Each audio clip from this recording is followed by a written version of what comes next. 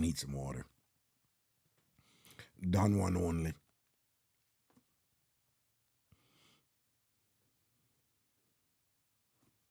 Hold on.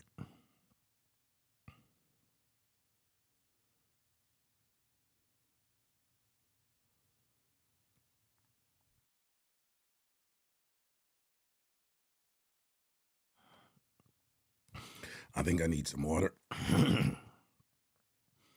Done one only, PDC. What's this with done one only, PDC? And I sure read. And I said, wait until the 29th. People that says a dog bite crew are built up right in front of we. But watch the 29th. Done one only, PDC. It's who that? It's always done one only.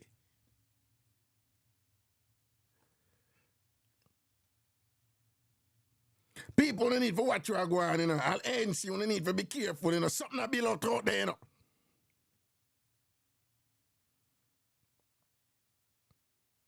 See, they done one only about June 29th.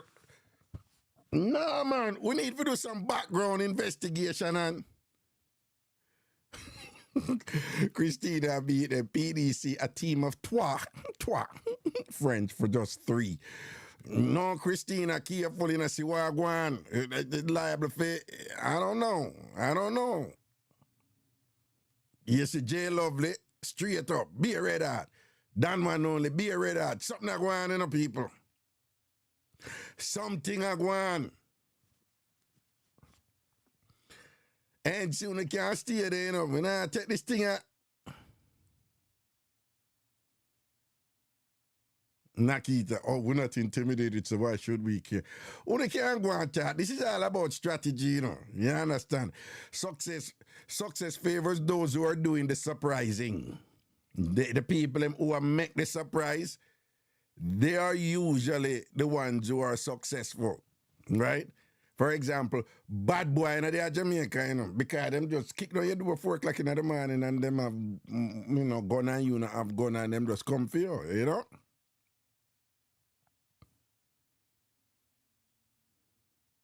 Something I want. Well, watch your ride, you know. Know yourself, man. Well, watch your ride, man.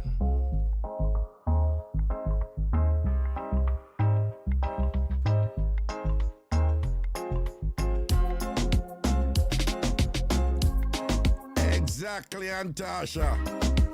Keep your eyes on them here.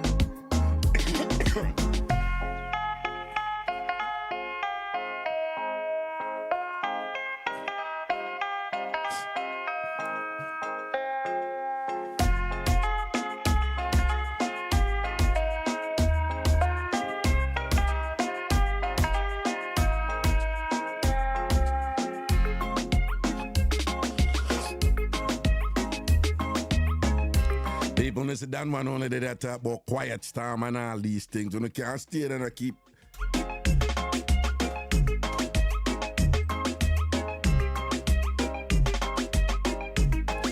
Yeah, people they say that man only a post about quiet storm and he must say PDC straight. First of all, I'm assuming it's male. I don't even know who it is, you know. Wonder if I can figure out who.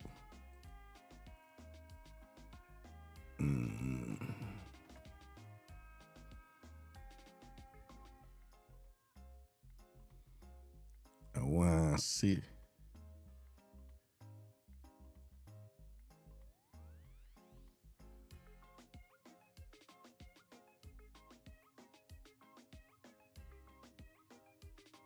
Oh, hold on.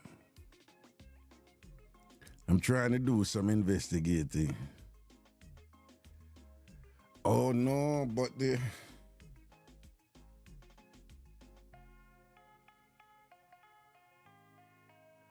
no man, cause the tag name say at D Loney 01. DL1. Now do a look investigating, you know.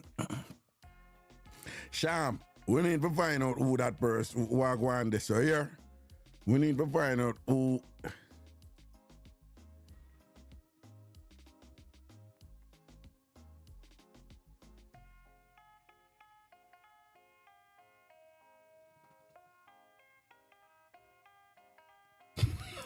Surprise attack PDC.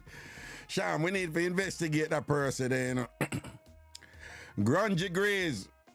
We have to, Grungy Grays, we have to come together when it is strategically beneficial to us both. Like, we're mortal enemies, right? But we have to come together because it is in our interest to know what oppositions are. Now, Grungy Grays, you know us, we know you, right? You know who we are, we know who you are, right? So at the end of the day, there's no surprises there between us. But Grungy Grays, ANC, we need to come together for one thing, to figure out what's going on with the PDC. Listen to me, surprise is, see that I tell her, Antasha is a strategist, you know, right? Antasha know the value of being strategic in these things, you understand? I'm serious. And see, you know we want to promote who are with each other, whatever, but you know who we are and we know who it is, right? Don't it?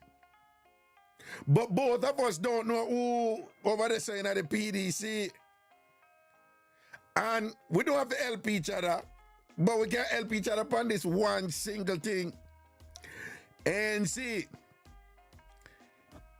if I figure out who this Dan one is, whatever the makeup is over PDC, I swear to you, I swear by Miss Cherry name, I'm going to tell you no. Me going to tell you no. Because it is in our best interest so we know what's going on over there.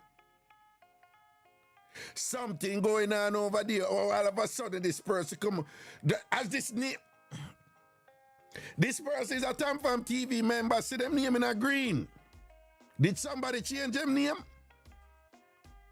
No, I'm going to tell the person change them name, right? So this person is a Tam Fam TV member, see them name in a green there, whatever, you understand? So something not going on there, so. Yeah. And she will put it on the table. We're in battle here. We're in battle here, okay? There's no secret there, right? We don't want to beat we want to beat you. We both know that. You know who over in a PDC, we know who they in a ANC. But neither ANC or SDC know who what going over there so right now in a PDC. Yeah, I see the post I say, and the PDC, we know everybody in the ANC, everybody in the SDC. I am not comfortable with that. Me not like going on a war, I don't know who the enemy is, much less to go study the enemy. You can't even study what you don't know. Something in a something. Yes, something in a something, and dog bite no there either.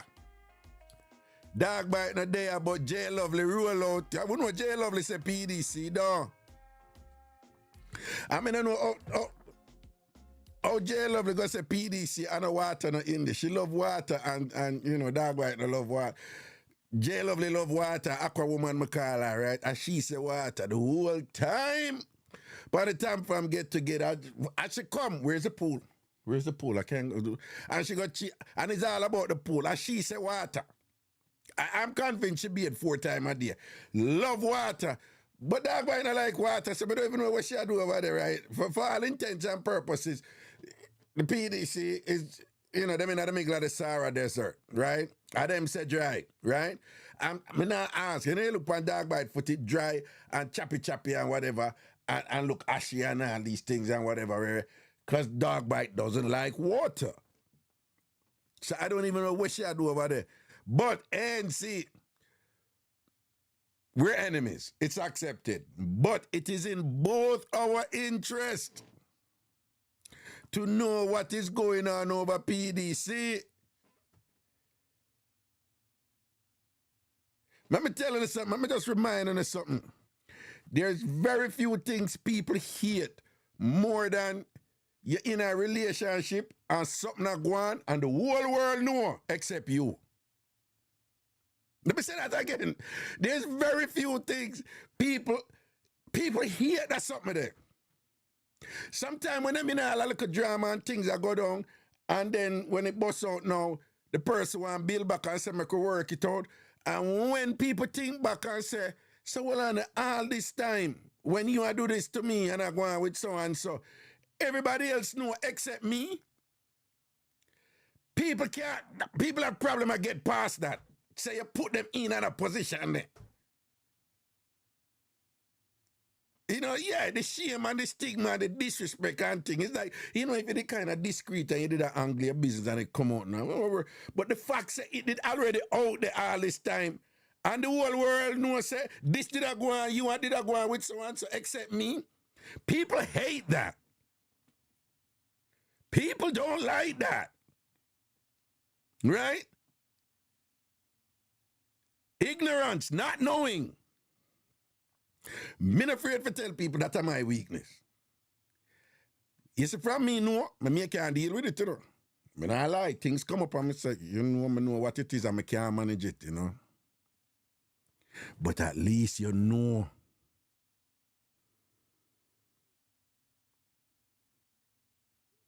Go J Lovely, I say, what? 3 pop down people steal the show.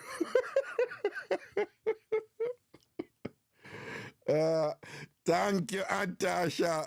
The enemy of my enemy is my friend. You understand? So ANC are the enemy of PDC. And right now, ANC is my friend with reference to what is going on with PDC. I mean, I put it on the table. My goal is to whop up ANC. ANC's goal is to whop up SDC. We know that, but that is on the table. No hiding there. It's just a matter of what the outcome going to be on the 29th. But neither ANC or SDC know the configuration of PDC, but PDC know the configuration of SDC and ANC. It's not right. Something off. Something off. Something off right there, sir. So, to the accomplished investigators, people who will know good on the investigating, and ANC, the best person you have over there right now when it comes to investigating and finding out the something them and know the something them. You have a few people, but the person who's really good at it is CBS. CBS, use your skills. I know you're going to figure out what is going on over there with the PDC. And we're going to use our skills too. Because Sharm have skills too, you know. Sharm can figure out something. So we're going to figure out what's going on over there. So you understand? And ANC, I solemnly swear, I'm stating it publicly. If we find out any critical information about the PDC, I am openly saying it, I will forward the information to you. Right?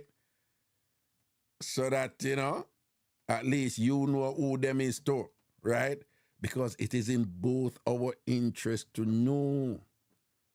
Believe it or not, you know, when it is convenient, you know, the United States pass secret information to Russia, you know, and say so and so we both have a mutual enemy or so, you know, and them a come for you. Yeah. What day when some went name the bomb one theater in Russia. Joe Biden don't like Vladimir Putin. Vladimir Putin don't like Joe Biden. They hate each other. But Joe Biden called Vladimir Putin and said, heads up. One attacker come at you. Watch your back. Right? Yeah.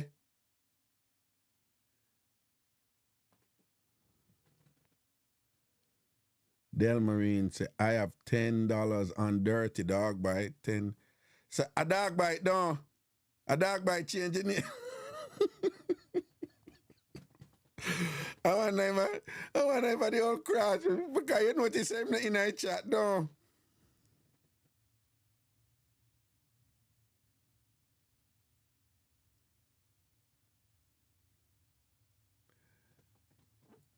You notice the dog bite in a chat, no.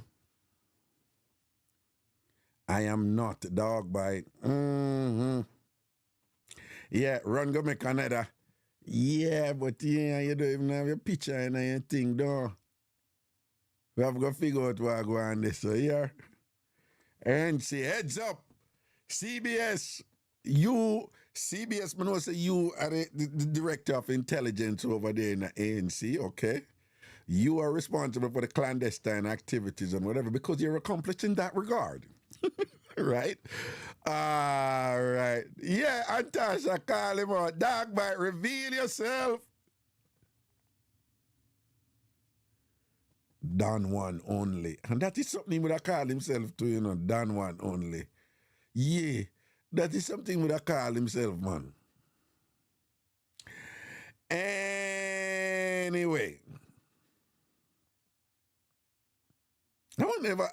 I could have dog bite for you. I try mix up a thing, people. I try go around me, Yes, man, I could have nastiness for you, man. All right. Me go start the show. Maybe a quick thing for sure, though. All right. I am going to share, well, two things before we go to the phone line. Wait a minute, let me see. Wait, that one I beat your body, Raga.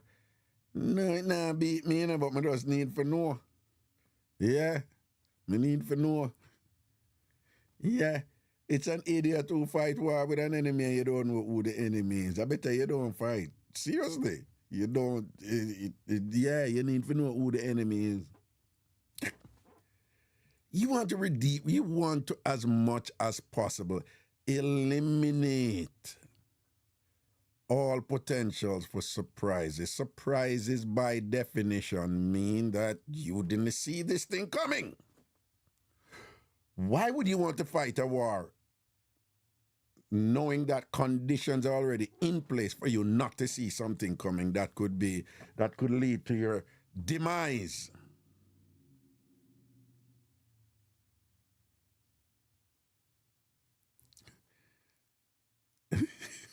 Usually you would figure things out. Whatever, man. Anyway, all right. Yeah, so two quick things before we, take a couple calls and see what is what. And the first thing I'm going to share with you, to me, is not a big deal, honestly. The first thing I'm going to share with you today, it's not a big deal. But based on how Jamaicans were raised, it's one of those things that from experience, it can be triggering. And it can trigger you to just shut off immediately because there's some things that Jamaicans just, you don't mess with. And you would take it in a direction that's not even where I am. And it has happened over and over and over. People start thinking things and whatever. Oh, so Raga really I say, yes, or Raga try to say, when it is nothing like that. I'm just sharing some information for you to view as you will. So again, I'm going to share some information. We're going to run a little video and I'm going to share with you some information. And it's just for you to just take it as you will, right? There is no hidden agenda here. I'm not trying to manipulate you or anything like that. And again, the only reason I'm saying this is because there are times I've just shared some information on some things because I do that all the time. And in general, people have no problem with the information I share. In fact, they celebrate it and be like, oh God, Raga, I just love when you talk about stuff because sometimes me I'll know the thing already, Raga. I know there's something already, But when you talk about it and whatever, you just bring a little extra thing to it and whatever. I get that all the time, right? But then you have some areas when they see him Raga thing, people just get like real suspicious of me and be like, how am I up to? And then people just cut me off or whatever. I mean, I don't care, but I'm just saying, I just tap my mind or whatever. You understand what I just said? What I'm about to share with you is knowledge that has been out there since Thine Kingdom come. Nothing new. Nothing new. It's no radical scholarship. It's nothing of the sort. They're out there a long time. As we are saying in Jamaica, donkey years now. right? Jamaicans use the term donkey to mean long and sustained, right? Yeah, him win by donkey lengths. A donkey years, not enough years that Jamaicans talk. So, all right, and not only that, it's something that you can check easily what I'm about to share, right? It's something that you can check easily, but I'm just forewarning some of you, when you start hearing it, don't get defensive and just shut off and be like, where I got tried it. I'm not trying to do anything. I'm just going to share with you information that has been out there long time. I know I'm not, I know someone who used to me, I set it up and then come with something ridiculous. I guarantee you, such is not the case this time. I know some of you listening and be like, yeah, where am I come with now? I know him love come with him foolishness, and start out like say, mother, so and so and so. And then him just drop the bomb with some foolishness and whatever. Such is not the case right now. But I'm just forewarning you. Some of you, I don't want you to start hearing certain things and just shut off a thing and then just blank your mind from critical thinking. Okay. So, I'm going to play a video, but just before I play the video, let me just state what it is. Many of you are used to, there's some stories in Christianity that are sacred, right? And like you, me, I just came up and I learned these things, and while growing up, you don't question those things, if you grew up in a Christian home like I did. So those were just, like we say, gospel. You could debate other things. You don't debate those, certain things in Christianity. You just don't, right? And this is one of them you just didn't. And what is it? And there's a whole bunch of things in Christianity like that, but I just want to share one with you today, The virgin birth. So remember, many of you, like me, we, as Christians, you were raised like me, and we know of the Holy Trinity. The Father, the Son, and the Holy Ghost, right? And it's not mother. It's not mother or daughter. It's about men. Right there and then, say, whatever. But anyway, we're not going down that path or whatever. So we know about the Holy Trinity, the Father, the Son, and the Holy Ghost. And the Holy Ghost is a spirit, For God is a spirit. You don't know it. That you were raised like me, many of you. For God is a spirit, and they that worship him must worship him in spirit and in truth. I was raised with that, so we know the Spirit, the Holy Ghost. And we know the Father and the Son. And after I got older, and I started seeing some contradictions in the teachings I was raised with, in Christianity. And then I was in college, and then I went to Ghana. And I was just struck when I went to Cape Coast, the slave castle in Cape Coast. And I was just blown away. For those of you going, you're going to experience this too. That after they caught our ancestors, who they call slaves, and they did this for 400 years, and they brought them down to the Cape Coast Castle, which is the last place that they are at. Them go to work and them catch them and put them on boat and travel with them on boat across, Ghana, what was Ghana, and then Africa, Nigeria, and, Burkina Faso and Niger and all them places there, and Ivory Coast. And the last place they were at, before they left Africa was in this castle, Elmina Castle or the Cape Coast Castle and whatever. and they kept them in dungeons. And then sometimes they'll be there for a month, 6 weeks, 2 months, and whatever. In their feces, in their peas, and what men and women, pregnant women have kids. It was awful. It's awful. When you go, you'll experience it. When whatever. But what struck me was that right above the dungeon, and they would tell you like the suffering and the pain and the hurt and just the misery. Just imagine being caught like, treated like animals in chain and whatever, and you're thrown in a dark dungeon and you're screaming and you're wailing in pain and whatever for hours, for days, for weeks, for months. And the castle is huge, The castle is big. It's a big place.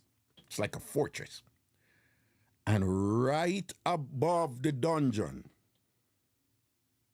like right below, like the dungeon is there, and then the ceiling of the dungeon right here, and then above was the church. Yeah. The church.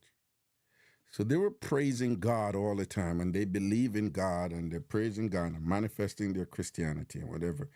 And at the same time, however they were praising God and doing that and whatever, there was some interpretation about God and Christianity where it just didn't take into consideration the human beings that they were marketing for profit and, perpetrating the vilest form of cruelty on, And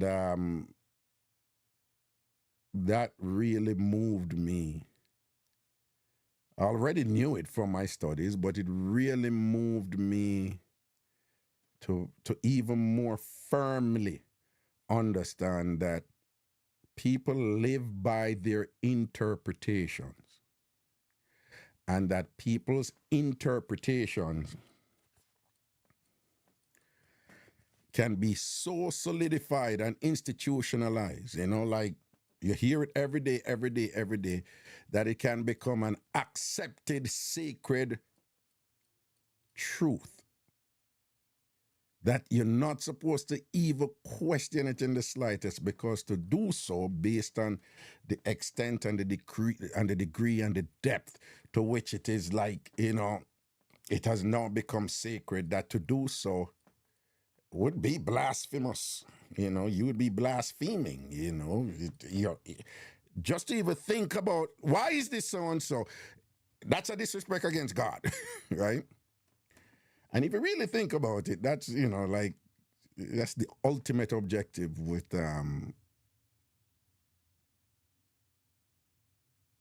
brainwashing and control, That is the purpose, for it to reach a point where the person you're controlling, you don't even have to control it, because the thing's so set they control themselves based on your securing your interests.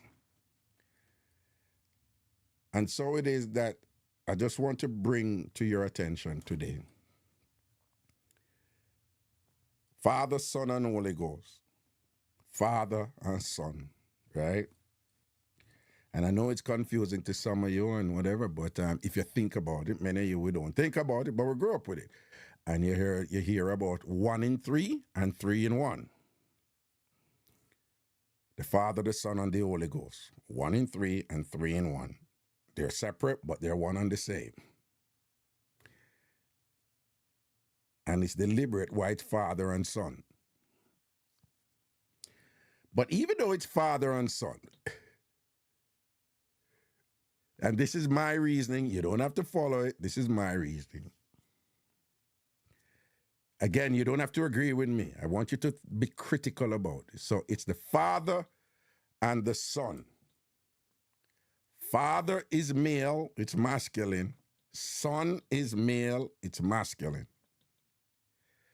And we're talking about God. So we're raised to believe that God is masculine. God, the Son, is masculine. And remember, the people who came out with this and said, this is what God said, They were men. They're women in the Bible, but they weren't the ones who said it. And you know about Matthew, Mark, Luke, and John. And you know about the 12 disciples, all men, right? So it's men, men, men, men, men, men, men, men. And so it is that just that presentation alone, just being primarily patriarchal, not matriarchal, patriarchal, men, one could argue that just the same way, when I reach a point where I say, well, of course the Europeans going to say God is white. Why wouldn't they? It's actually smart of them to say God is white. It's actually smart of them to put God as a white man. It's actually smart of them to teach us that the Father had the Son, but we don't know how the Father looked. But we know how the Son looked. It is common nature amongst us to assume that, you know, what's the word? Your progeny, or, you know, what you produce is a reflection of you. In general, we know that, right? If a Chinese person have Chinese kids, all when them no favor, the picnic still look Chinese. Right? If Sudanese couple have Sudanese children, all of them not identical, the picnic still look Sudanese. Well, so picnic generally favor them parents, don't it? All right. So it was never presented to us like how God looked. But we know that Jesus is the Son of God.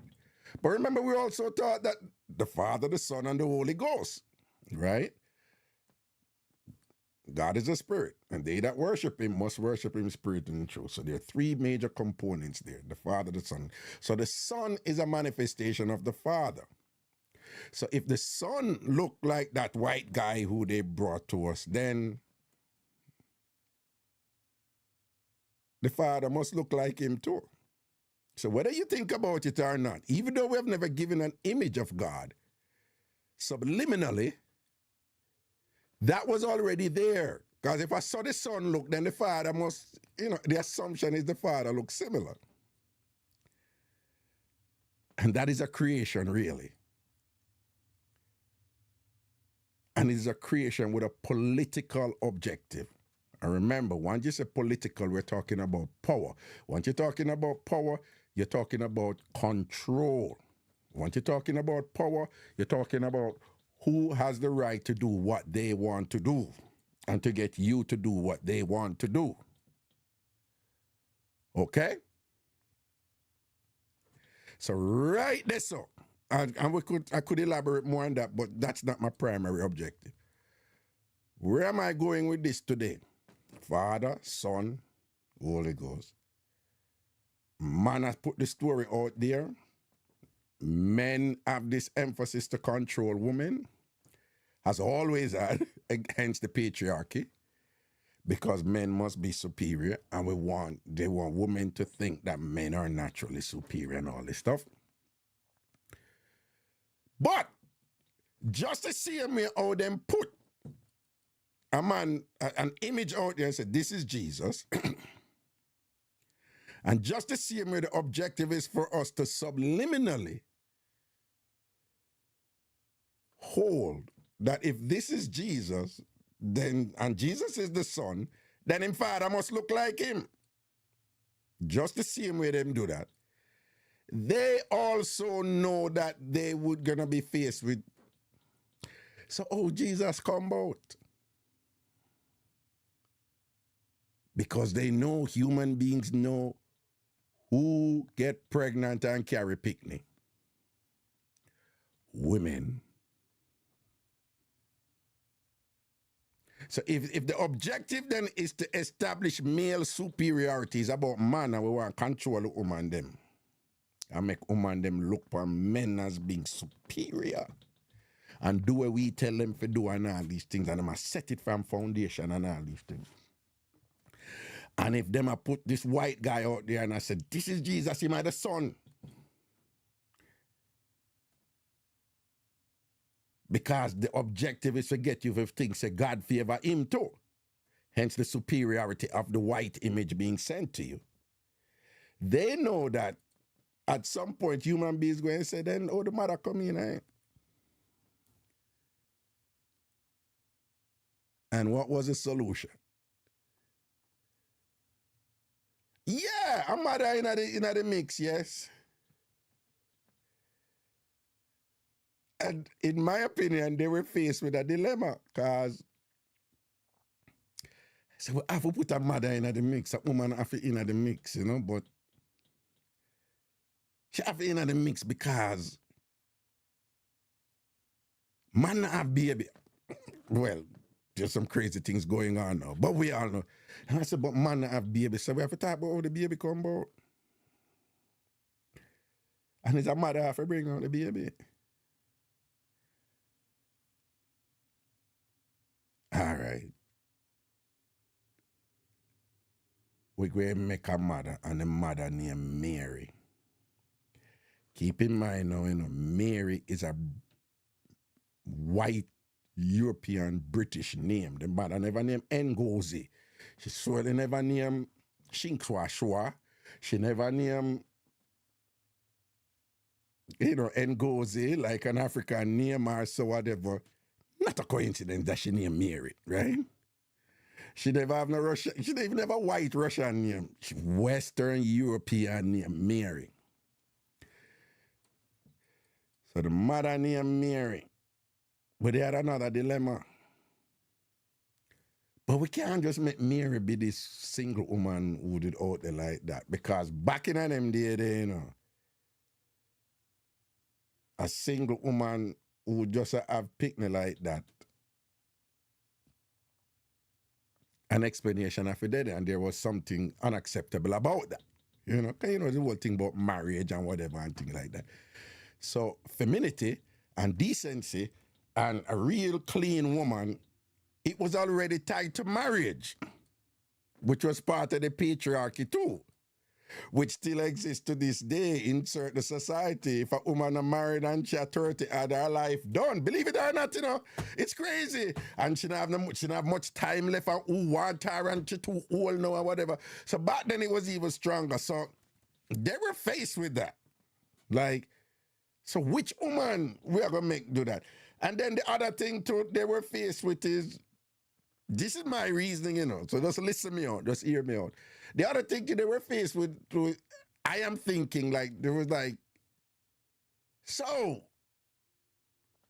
we have to say the Son of Man come from somewhere, right? The Son of God come from somewhere. And we want that representation of the Son of God. And it have to come from a woman. But we can't have God just have sex with one mortal woman like that. This is what I'm thinking that it was said, no. We can't have them think that God do it with the woman. We need for sure say that there's the Son of God. But we can't think that God do it with a woman. No, that's not God. You know, God, no, you know, go, no. It has to be something powerful, metaphysical. It has to be something beyond what human beings do and all them something that you can't have God like God. I saw told this woman and then bring he's gonna be regular. We don't want him to be regular. He's gonna be the Son of God. Him can't be no regular somebody and a regular that or whatever. This is a part of the tripartite, you know, three, Father, Son, Holy Ghost. We can't have any mortal in a that like that. But for the purposes of the patriarchy, which is male-dominated control, and the purposes of racial hegemony, white people superior, we need to present this thing as a white man.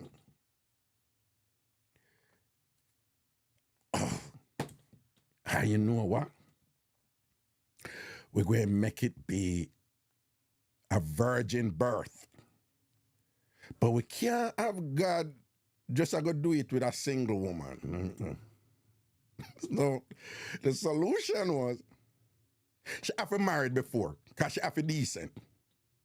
She have married before. She have a decent. She have a decent. So she have married before. So she have a husband, Joseph, right? So she have a, it's a dilemma, you know, think about it. So she have a decent, because you can't look a single woman or whatever, because single women who go have picnic or whatever back then, huge no. You can't associate God with that. And then, even if you don't give her a man, no, you're going to say, oh, so God go sleep with her and have a child out of wedlock. We can't do that with God. Married her. She married. Make she married to a man or whatever. And we're not going to make no reference about intimacy between she and Joseph.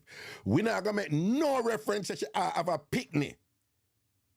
Like say Joseph do it and whatever, and them have a picnic before God come have a picnic through the immaculate conception, right? So they had to have been working this out. Careful now, remember when I follow Raga reasoning, you know? When I follow Raga reasoning, so just bear with me, okay? And again, be critical. Think for yourselves. I'm just sharing some stuff with you that generally I don't share these things because I find that, again, when you start reasoning out these things, and some people get so defensive and fearful that I am doing something really wrong here. I'm not supposed to be thinking about this thing critically. And then when people get in that zone, a little anxiety kicking, and then they attack the source of that anxiety. Me, right? People like me. So generally, I don't do that, you know, because, like I tell you, there's some things I think about, I don't share it because a lot of people can't handle it. But I think y'all can handle what I'm sharing today. You don't have to agree with me. Do not, just think about it yourselves. I just want you to understand something. So I think that some of these ruminations were going on when they were, putting their interpretation of God with the corresponding biases to ensure that their interests were protected and advanced as it relates to white male superiority. The racial component and the gender component. Because the objective, remember, the objective for these people, these same people who, based on what they put together, had no problem having a church right above suffering human beings for 400 years and whatever, killing them, maiming them, raping them, doing the vilest form of wickedness to them and whatever. There had to have been some justification there for them to do that. And this is what they put together. And all of that led to this whole notion of Mary had to be a decent woman. She had to marry. Let's give her Joseph, but let's not make any reference. You never hear nothing about Mary and Joseph being intimate. Nothing like that. Nothing. None of them can't tell me so they read anything where Mary and Joseph was intimate. So Joseph was really a placeholder to make Mary be the decent person that God chose to get involved with. Because God can't just go give a little single woman or whatever. That may be skittish. God don't do that. And then no reference can be made to God was intimate in any way with Mary. So it was the Immaculate Conception. Up till today, dear, you listen to pastors or anybody talk about the Immaculate Conception. They never, none of them can tell me so never hear a pastor go in detail about what is the Immaculate Conception. All I want to go to church all in the life or whatever, I never hear any pastor say, oh, these are the details of the Immaculate Conception. This is how it works. They don't. And it's deliberate. Because to do so it would compromise the narrative they want to present. So the Immaculate Conception is simply that Mary is married to Joseph. And in truth, what they're saying, to use modern terms, is that God chose to use Mary as a surrogate. And that is how them did have to put a woman in the mix. Because in my opinion, my guess is, if they could have done this with just man, father, son, no reference to woman, you know. So what are the three components of the divine order that we're supposed to worship and praise and consider superior and whatever? The Father, the Son, and the Holy Ghost. No reference to mother. But when them talk about the Son, oh, you talk about Son, and so where the Son come about? We have to put a woman in the mix. So they put the woman in the mix conditionally. She's just there, really. They say, is she carry the child, the son? And we have to qualify, because we can't make that be a regular something. It have to be extraordinary. Immaculate conception. So Mary was just a tool. And I don't mean to be disrespectful. I'm saying, if you listen to the story, they did not attribute Jesus go all over and whatever. You have all these stories and whatever. We don't know, have no long story in Mary. Them not giving no details about Mary life. You know, think about it. When I think about what Mary do? Like, what was her profession? Like, you know, Mary, she was with God, you know. That's awesome, you know. You carried God's child and whatever. Like, we don't hear nothing more about Mary. Mary's theme was that she carried the Son of God. Surrogate. Immaculate conception. So there's this fantastic story of the Immaculate Conception. A virgin birth. And they were very clear to tell us that it was a virgin birth. Because they do not want us for a second to think that Joseph had sex with Mary at any point, because God can't go sleep with a woman who a man did sleep with already. God not get used and left. This is God. You can't make God get used and left. The narrative can't work that way there. But we can't have Mary just be the single woman who God go whatever this and that and whatever. So, you know, so we have to get her a husband. But the husband, he can't do nothing to her, because a God we have to give her too.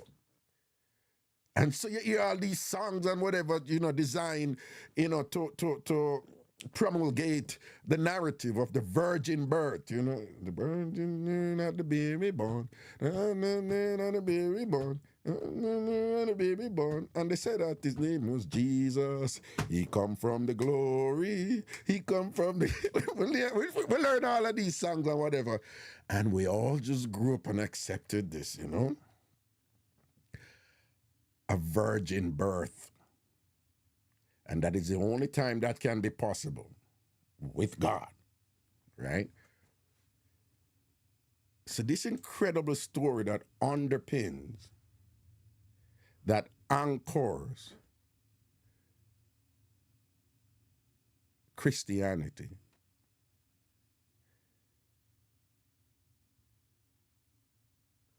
where did it come from? I just went through what was the purpose, but where did it come from? And I'm just saying all of this that I've said thus far for you to understand this reality that has long been out there, this narrative that has long been out there. But due to Western European imperialism, many of us in Jamaica, we were raised to think that this is the only story of this incredible virgin birth ever told, and that it's universal, and that it's unique in its presentation, that it happened simply, and we think that there is nothing else like it out there.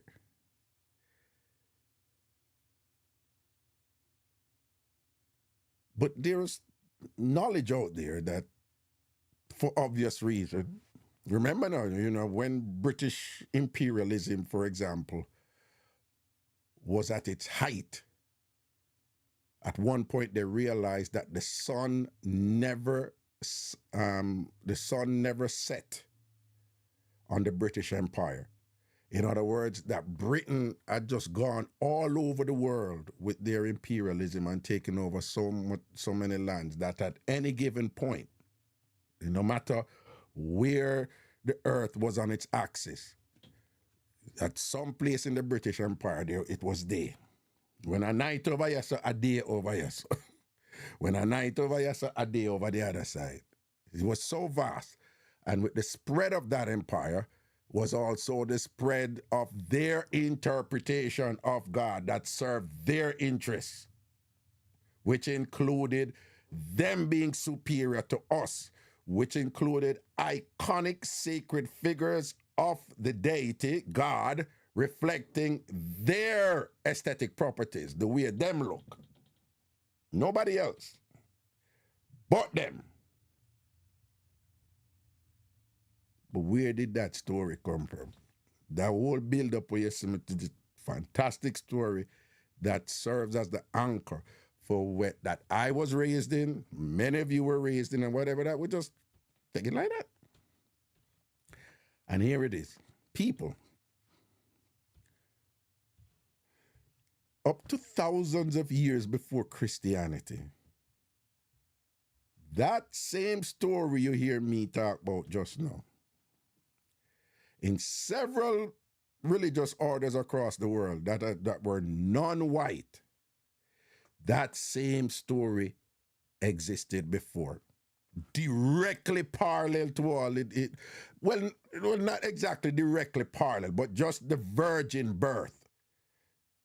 That this is God in his representation. That existed in multiple religions before. And not just in one area. Like I know if any of you go to Cuba, you would hear about the Orishas, right? And this is from the Yoruba religion, Oshun, Elego, and so forth, and things like that. And they had a thing where Ella was born to the Virgin, Virgin Oyiji. That's Oyiji. You can check it out. That's but a big one was the Egyptian god Horus was born to the Virgin Isis, and Ra, the sun, was born to the Virgin Net, right?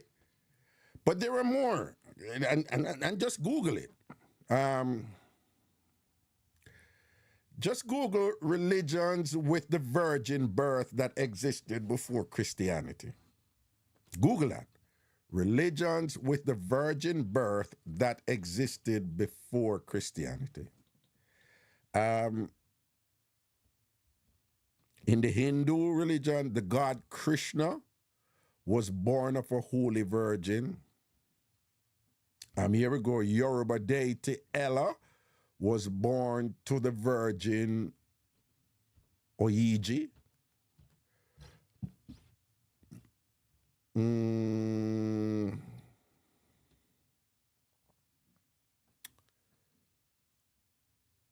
you have some Roman versions of it. Frigo was born to the Virgin Nara on December 25th. There's a whole bunch of them. And I'm suggesting that you just, again, you think of it what you may. I'm just saying that as a Jamaican, I was raised thinking that this story existed in and of itself. And as I thought about the properties of the story, I ended up confronting some of the details I presented to you thus far. And then with all those details that I had to think about, I had to locate them eventually in the context that this was the Western European interpretation of a narrative that existed for thousands of years before the advent of Christianity. Before, in other words, in some ways, Christianity existed before the Europeans said it started, right? That's a way to look at it. It's just that they retold the story, packaged it, and branded it to suit their political purposes. And that's why, for example, the Catholic Church, when slavery started, well, Western African slavery started through Portugal. That's why when that all started, the Catholic Church sanctioned it, right? The Pope sanctioned it and said, go ahead, in the name of God, whatever. Which, the way you understand God, it's ridiculous. God, wouldn't sanction that type of evil against millions of innocent people like that. But they had to package it to justify it a certain way so that they can have their church when they're worshiping their God and have human beings below them who happen to be black, below them in the midst of the worst suffering imaginable. Woman, when you go, you're going to see. And then they're going to show you how, I don't mean to gross you up, but when you go, you're going to see, they're going to show you the way feces and women menses and so forth, it was kept, like this is the ground. It was so high, it was here, and it was so concentrated and powerful and went on for so long that it left a permanent mark in the wall up till this day. And those are the conditions our foreparents suffered in, while these same people doing it were right above, worshiping their interpretation of God, their interpretation of Christianity, their interpretation of the Father, the Son, and the Holy Ghost, which constitute the anchor for what many of us was raised in. So I want you to look at this video, and I think it's right here. Okay. And again, people, I am not here to whatever. I'm not here to, don't be afraid. Just think on your own. Feel free to dismiss me.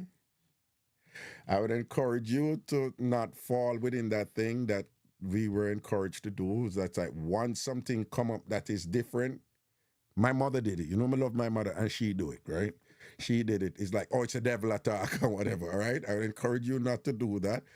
But just listen, okay?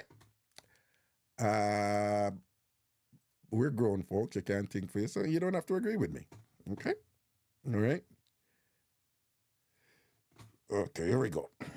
There were 15 major theological religious movements in the world before Christianity that taught exactly the same identical story of a Messiah who came to the earth, who was born in a manger, who died on a cross, who had 12 apostles, who died with a crown of thorns. Are you aware that there were 15 major religions that had the same identical teachings of Christianity? Most people aren't.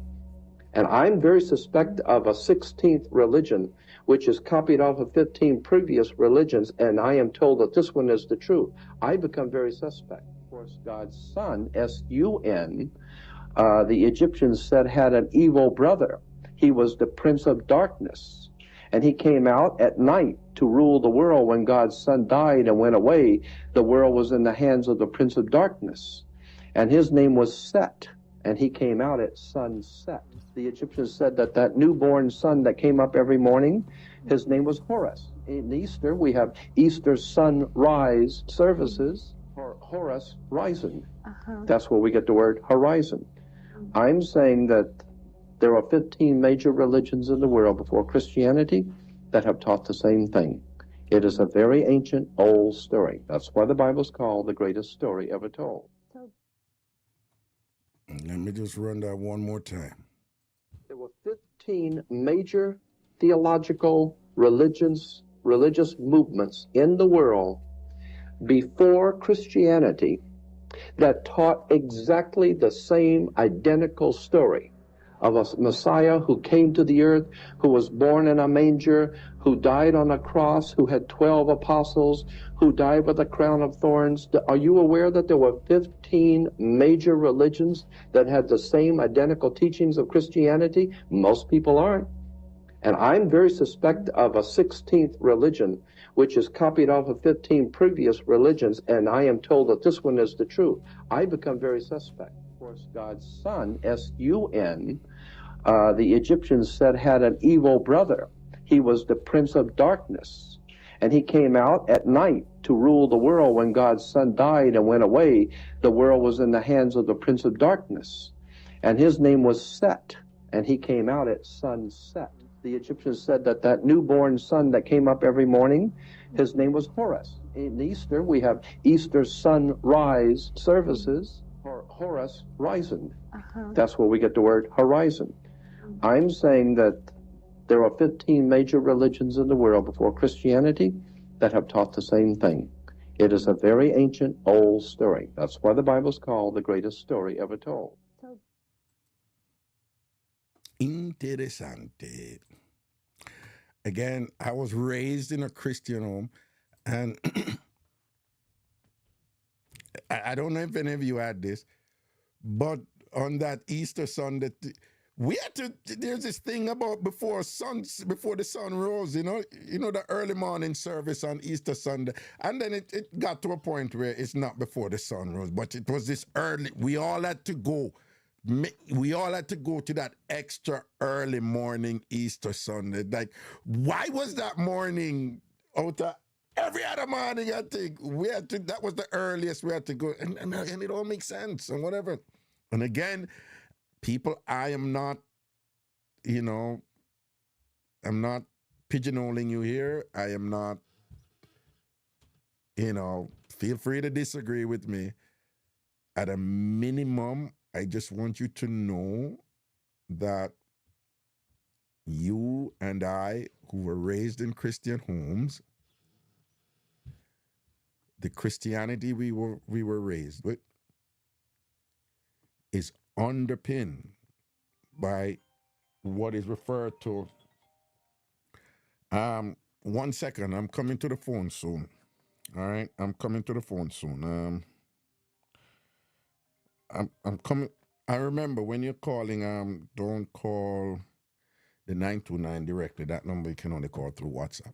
Again, just to synopsize, what I'm saying is, I was raised in a Christian home. Many of you were, just by virtue of being in Jamaica, right? And that it's a Christianity that there's a lot of stuff to it. We know a lot of stories. Daniel in the Lions, then, Sodom and Gomorrah. We know a lot of stories. But the two biggest thing in that Christianity we were raised with is the concept of God and Jesus. That's central to everything.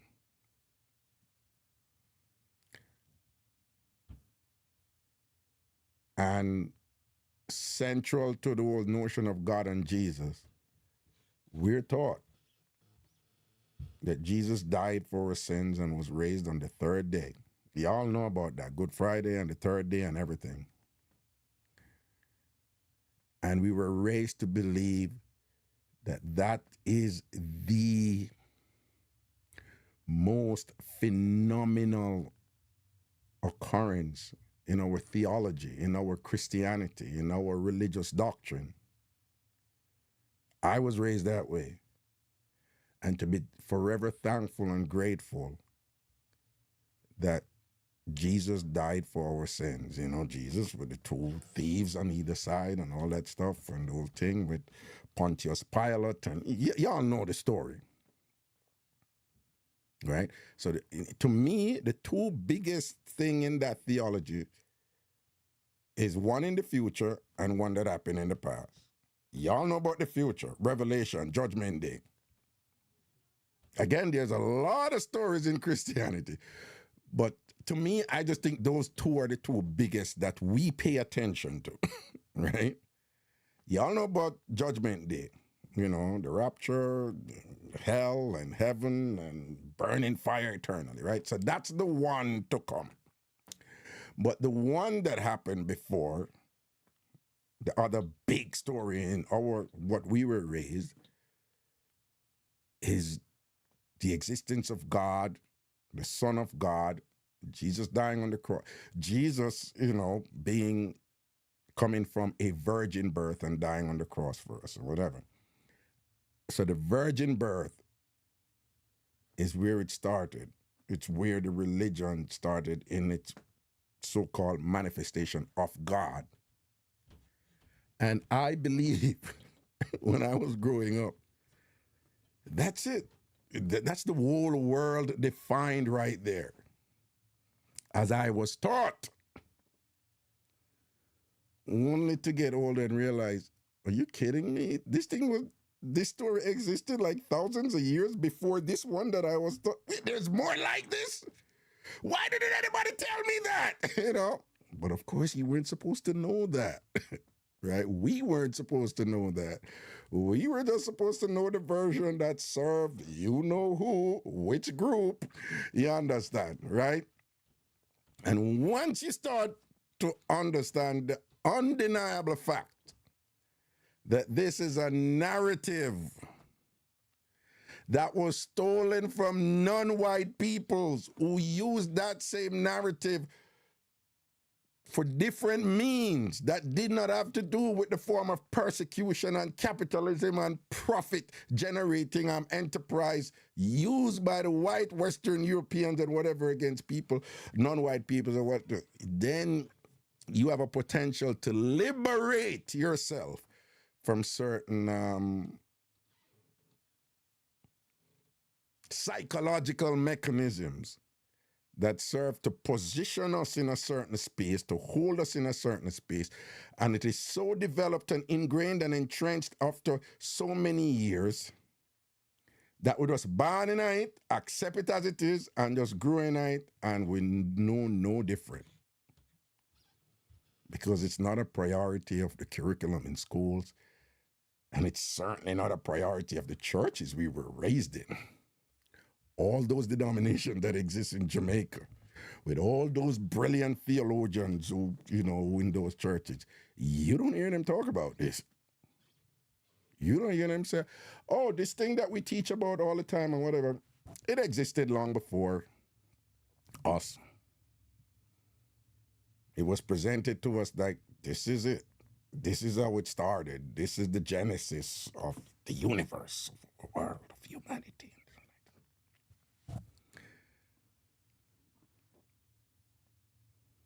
And so it is that when I went to Ghana, that's why exposure is important. Education is important, you know? And I spoke to a scholar there, and he said, yeah, a lot of people like to say, well, Christianity is bad because it was brought by the white man. And then I in turn said, well, I'm not going to say it was bad, but it was brought by the white man. And I remember that was the first time he said to me, he said, no, son. God is universal. God is eternal. God is from the beginning, right? So he was just explaining something. And he said it wasn't started by white Europeans. Christianity existed long before white Europeans. We just didn't call it Christianity. They call it Christianity. And that's when he directed me to the earliest manifestations of some of the fundamental Christian stories, which today still exist in Ethiopia.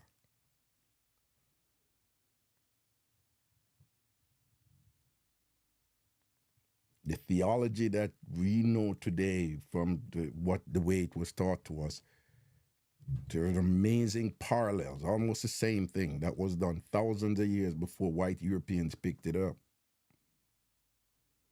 and reinterpreted it and drummed that version in our head and whatever, you know? That is grounded in a superiority of, you know, a white male dominance.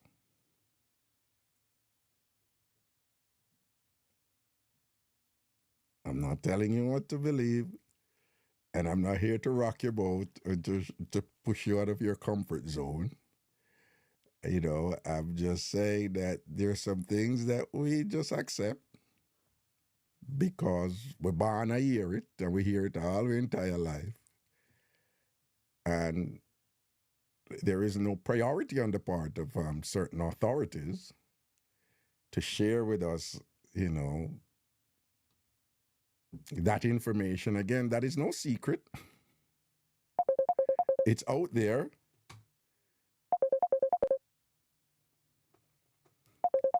You know, it's out there. It's been out there. It's just not a priority for them for us to learn these things for different reasons. Good afternoon. Good afternoon, Raga. Good afternoon. Good afternoon. Okay. Yes, great conversation you have there.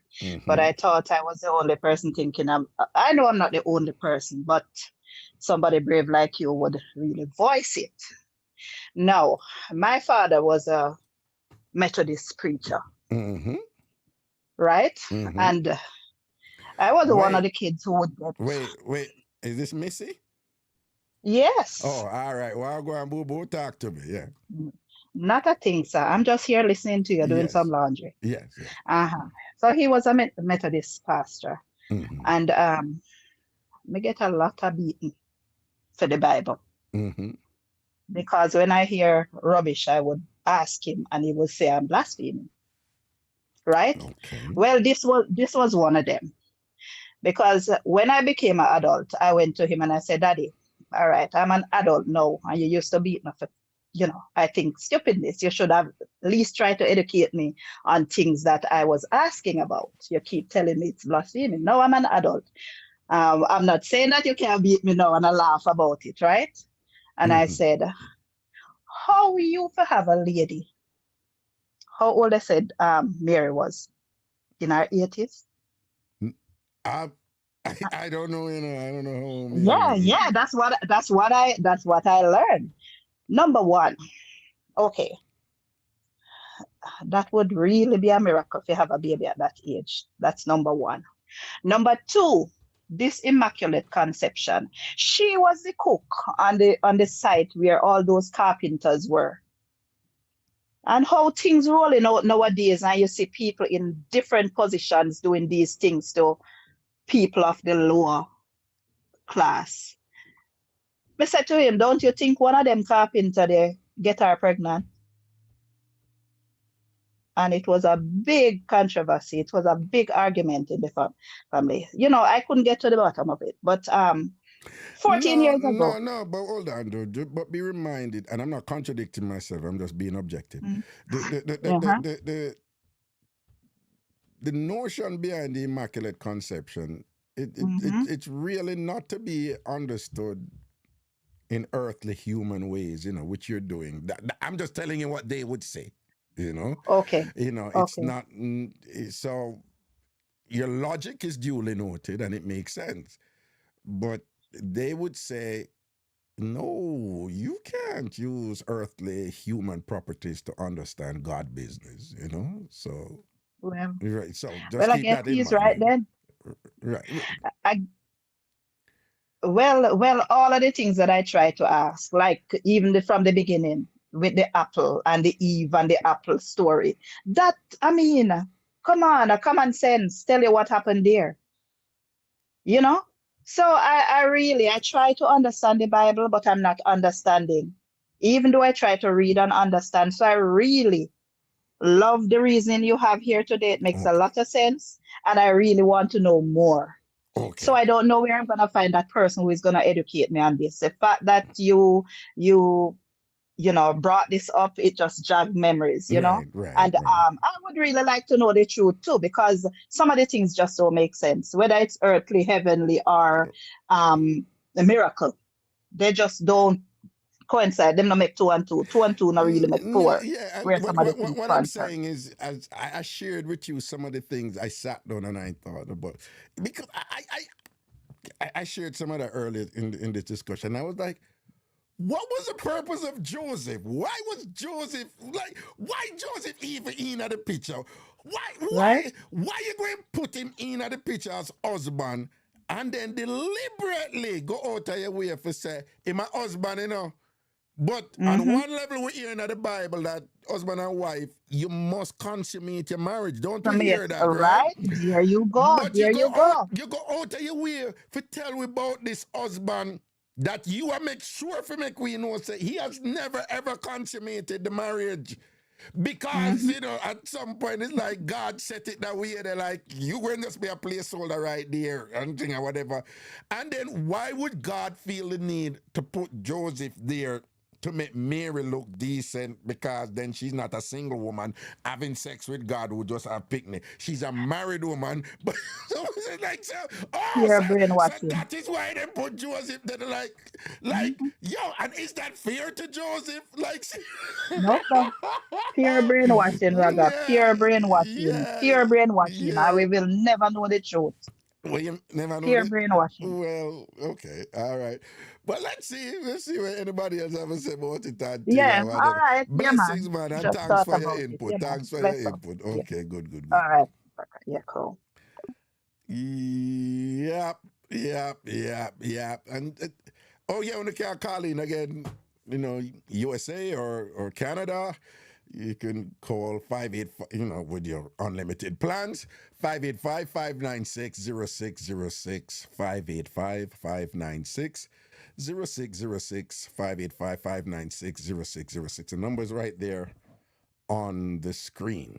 Okay. Good afternoon. Yeah, Lynn. Greetings.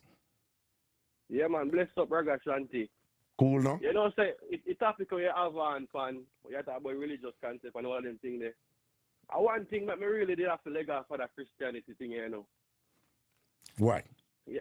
You hear me? Yeah, man, I hear you, man. Yeah. Yeah, man.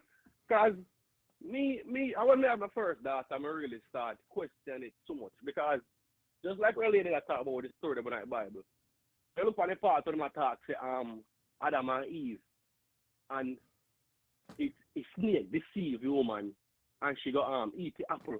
And then God come out and punish people and tell a man, say, by sweat of your bro, you have to go eat bread. So you have to go hustle for your life. And then you look to a woman and go tell her, say, you're going to endure pain through child labor for the rest of your life. That's the punishment for woman, right? No, I don't understand what you're just saying. No, you remember when in I God man with Eve and Adam man when after God catch them be disobedient and then they go bite the forbidden fruit. Right. Well, yes, and then it turned to them and punish it to them, Right.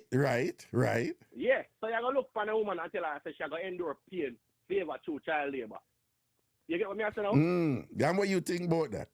Yeah, so now my thing is when me have my first daughter, and when me never know that, I remember when my woman gave birth to my first child. And me I talk to the OB guy now, me I try to understand them things because him did contradict when me ask him, and I say, it is a natural thing for a woman, vagina cannot expand and she go feel pain. You know what I mean? Mm-hmm. So me I look into that, me I say, but the Bible say because woman did sin, why them a feel the pain? I know him start laugh off of me. And then me start looking at it and me I say, but why God did I really do that? Why not really want to punish everybody for just two-person mistake? And they also say omnipresent means that he's everywhere and he can see everything. So even when they know that be disobedient, whenever they just step in right there and just quelly from this so? Why you make them go they just go all the way with the foolishness? Then you No, punish no, them. no, no. What theologians have said and what pastors have said is that God created us and gave us free will, gave us Okay. the capacity to make choices. In other words, God created us, but and then just so you know, I have problems with what I'm about to say. I'm just telling you what they would say. You know that God created us and gave us free will, and we had it is up to us to make choices. Like God is not going to babysit us and whatever. My problem with that is, so no wonder Kanye will say 400 years of slavery is our fault, like, Yeah. and then I'm gonna be like, no, God wouldn't do that. Why would God just sit back and say one group of innocent people suffer so much? I struggle But yeah, when you add on to my point, brother. I tell you I struggle with that in school. I had an existential, like, because again I was raised in a Christian home, so I struggled with that So many Jamaicans. yeah, like, and then so when I started asking pastors, and so why God allow that, and then then other little thing, I remember when this house burned down and 3 babies, infant, just burned to death. That's like the worst death you can, to burn to death. And I was like, yeah, so you say God sat and watched that. The thing about free will and choice, it can't hold this. So these are babies. What kind of choice them have, And so I struggle with those things and try to reconcile them with what I was But raised I with. asked a pastor too, Yeah. and he could explain to me, because I tell him, say, it's me just a walk, and me just get a gunshot. Me, I do righteousness, me, I take care of myself, my family, me, I be like, I call it a law-abiding citizen. And I do not know what I ordinary, and then me feel like the boss just gonna lick me down. Then I'm gonna go tell us that I God will. Oh, you know that? Why me feel have something like that terrible happen to me, and then me supposed to like just know say God know him I do. I saw them little things that really No, yeah, and they said, the Lord works in mysterious ways, His wonders to perform. But then you explain it, so that them I gonna tell you. But you understand the central point that I'm putting there. I just want people to know that this narrative, that whatever, it is not just, it's just not this singular thing that is out there. It existed in many forms long before Christianity came about. And this is standard knowledge out there. This is not Raga coming up with something, people. Just Google it. Just Google it. My thing is, religion with the virgin birth story before Christianity, something like that. Just Google it and check it out. You could see them all there, like you hear the brother saying at the video. There were 15 main ones. This is before the internet and all of them. Something that when people were, and so just keep that in mind, okay? All right. Yeah, what you were saying again? Yeah, no, I mean that's the thing is, like most of the people I won't admit it, but enough people will just say them love Jesus and God. I mean, I attack nobody religion or anything like that. But a bag of them don't know nothing about the Bible them read. And a majority of people don't read the Bible. Then just as it say, Jesus loved them, and them just want to help because you fear with them make about hell. Then they go want to see a thing for them that find themselves in a place like that. But just from what that say, even if you check out the story, and it's just one side of the world when I'm talking about in Israel and Ethiopia. And they so then put the story alone. And them man at that time, because people never did travel around so much before ship and somebody exist. Them never they know some other part of the world there. So they only could have just focus on that side. So me just said that to say this. We come from out of Africa, we can say we are descendants of Africans, and if we trace back through the root and look back funny and know even how them bring Christianity in Jamaica, it would be a sad case to know, say, I slave master took that pound with, and we don't want a Christian and them something with it. You know what I mean? That they just hold on, and again, their version, because the idea, the understanding that God exists it's not a European concept, right? That No. all across the world, even before Europe became civilized, right? Long before Europe became so-called civilized, these same people who, when they, said that they became civilized, they were looking on the rest of the world and the favorite word was barbarian. Them call everybody else barbarian because they weren't like European. And this is a time when these people were throwing them dude wanna throw it out a window all across Europe, And I call we bar. And me not make up nothing. Yeah, Raga, you're right. Me not make up They nothing, also have No, Jesus go Christ, check it out. and I most know people don't even know that. when aristocratic New Britain and them dude and them straight out of them windows, that thing or whatever. It reached a point where one time in France there was so much doodoo in the street. And I'm seeing people that call we barbarians or whatever. I think I clean your bottom. I think like that. But anyway, what I'm saying is God, there's the understanding that, listen, all this creation had to come from some energy, right? That existed before, long before. And surrounding that, you had theology, which is basically a doctrine of faith, of worship, a religious doctrine. That's what theology is about.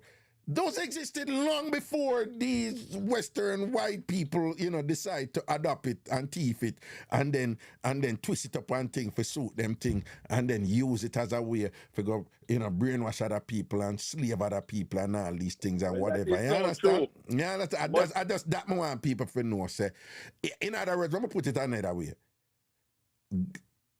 If you put it in the broader thing and whatever, God exists. But just know, say, yeah, that particular interpretation of God, that where we grew up with, where we assume, say, that is a singular explanation. Your concept different from right, and just know, say, other people believe in God long before them and never did I use it for do them wickedness and evil with them do. But I said, other wars never exist elsewhere, But just I say, other people just have an understanding, say God must exist, but the way they understood God and the way they worship God in different ways. The man talked about 15 other instances before Christianity, right? All I want people to know, I'm not pigeonhole, I'm not challenge, I'm not try to convert to anything. I just want to know, so this is a standard thing that we were never taught, but it's out there. I don't even know a secret or nothing or whatever. Just check it on yourself and thing or whatever. These things existed long before the virgin birth and all. Teeth it. And teeth it and repackage it. Right? Yeah. Even never even say even if there's a God, because they internalize God and switch up God and turn it around. They must know say God don't belong to the religion, That's why I don't support organized religion. God don't know Christian and God don't know Muslim or no Hindu or what anything about it into. Right. Jamaican, I want to say God a God, but we get the Christianity because Europe crossed over to we. And we don't feel like people want question it because they might start feel like them a sin just to even use a one mind. Exactly. I said that at the beginning of the show. You're not supposed to. You're not supposed to even think about it that way. If you just tell me, I'm just work with it. You know what I mean? And I can't work with that. I'm just not going to do that. Yeah, I think for myself. It's just that them, why I say this thing, them can't even explain it. They always regurgitate what people tell them. Them can't themselves just intellect and tell about God. Them just go to Bible and go to verse and show you this and that. And that's all of the virgin. You don't know, it's so much version of Bibles in our world, but we choose to hold on for this man when he King James version. You know right, what I mean? Right. But even that, even that, them couldn't even escape for promote themselves, market and brand themselves. All right, they literally. If your objective were to like say, yo, I want people accept this, fully and whatever, and and this I want to run the place. I think there is some sort of inherent stupidity in literally saying this is the King James version. Version, right? But anyway, we understood their arrogance because even saying the King James version was a deliberate effort to advance an alternative to what then was the Catholic version, what was the Catholic definition of Christianity, right? True. And again, Protestant, you know, King Henry and whatever, in them same enough for divorce, him want another woman and whatever, the man create him own thing, and we all know the story behind that. But what I'm saying is, if you reach a point in your adult life where you say the Bible is the nucleus of all our existence, right? If you you were raised that way, right? Simple reasoning should tell you that the key thing there is King James, you know, which we know is from England, right? No else in the world, you know, but from England. And that's where King James come from, don't it?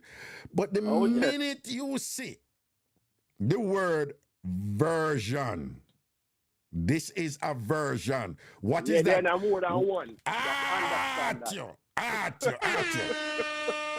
So if you then know that you were raised to think that this is the word of God, that them say, you know, the King James Version is the word of God.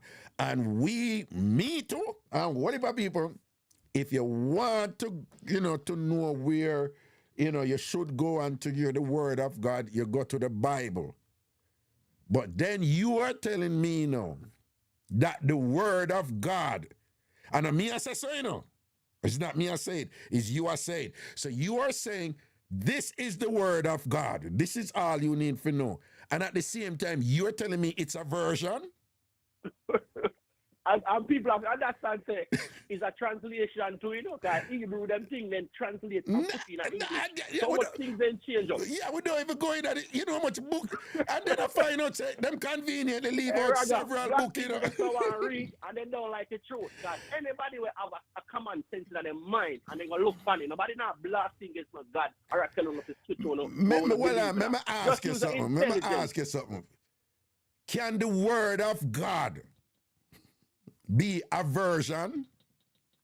Me not think so. What you mean you don't think so? What you mean? What the word of God? Why for me a version? It cannot be a version. It's just who I write the story, and I'm gonna write it to suit team audience. And then once you understand, so this is a version, then at a minimum, then you must know, say, well, okay, so this is an interpretation of a particular person, or a particular set of person, or a particular man, who happen to name King James or whatever, and all these things. Once you start from this, so then now you should no longer feel blasphemous and feel guilt and feel like you do something wrong when you question certain things in the Bible, which cannot be the word of God because it's a version from King James, right? And then one must stop feel guilty when you read a certain thing in the Bible and say, the black people, Raga, it's like they put a chip in them. It's one of them way, some extreme religious people where one just talk and it's something like you'll be negative toward that doctrine. It's like then just suddenly you're committing a sin. You're committing a sin. You're committing a sin. But yes, could you have anybody have anything else to say? Here, Papa, big up yourself, all right, for your input. Yeah, man. Anna, cool. People, again, it's not me saying. Y'all know it's a King James version, right? Y'all know. So first, King James, where him come from? England, royal family, right? Not only England royal family, a family that was preoccupied with dominance all over what is referred to as Great Britain, right? Ireland, Wales, Scotland, and things. Non-stop war with them for hundreds a year, whatever. And attacks people and treat people. This is the same family them who did do them something, right? And thing, and you know, so King James, why is that person over there, so, right? What's so special about him? Look on the rest of the world. People live all over the world. In Asia, in Korea, Japan, China, Vietnam, Thailand, Singapore, Africa, South Africa, Botswana, and all these places and whatever. Even up in Eastern Europe and whatever, South America, You know, oh, what's so special about King James and thing, right? Make a theme version is the word of God. It can't be, it's not by accident, it's by design. I was raised, you were raised to say the Bible is the word of God. So you have to be careful. You can't be critical of it or whatever because you'll be blaspheming and it's a sin to whatever. But with all due respect, people, if it's a word of God, it cannot be a version. Right? They are explicit. Yeah, I'm coming to your caller. They are explicitly telling you this is what King James think. Right? But we were told that Matthew, Mark, Luke, and John, what them write and thing and them something that it's God tell them to write that and thing, right? But again, this was translated from certain scriptures in other languages and things like that. And this was King James Version. And there's a lot that they never put in, and there's a lot that is lost in translation. Yes, Carla, hello. Oh my God, Raga. Boy, I mean, I tell you, this is probably one of the best topics. You know how long they want to touch this one. I want to say hallelujah. Anyway, I had to get up from beside my mom because my mom, you know how you say your sister, everything you open, as soon as you open your mouth and say something, you relate it to God. My mama is like that. Yeah, so that's my sister. Yeah, around her and have this conversation with you. Yeah, Raga, I am telling you. I mean, you hit every point that I've been thinking for the last, let's say, 8 to 10 years. Every single point, Raga. I'm telling you, if this is the pastor that you're going to be, I will be in first pew. No. I'm not going to be any pastor. I know. I'm just saying. All right, the fact that you bring this topic up, yeah. I mean, you and I are seen on the same level. But I've been trying to. It's crazy. Okay. So many. I mean, I remember one time I was listening to your show. At the time, my thought process was not the way I'm thinking these days. And a gentleman called and said that the Bible has all these superheroes in there. And I'm like, this guy's crazy. What is he talking about? At that time, my thought was not the way I'm thinking right now. And I'm thinking to myself, this guy's crazy. He's blaspheming. That's how I was thinking. Rather, I question every single thing now. Everything is a question. Everything is a question.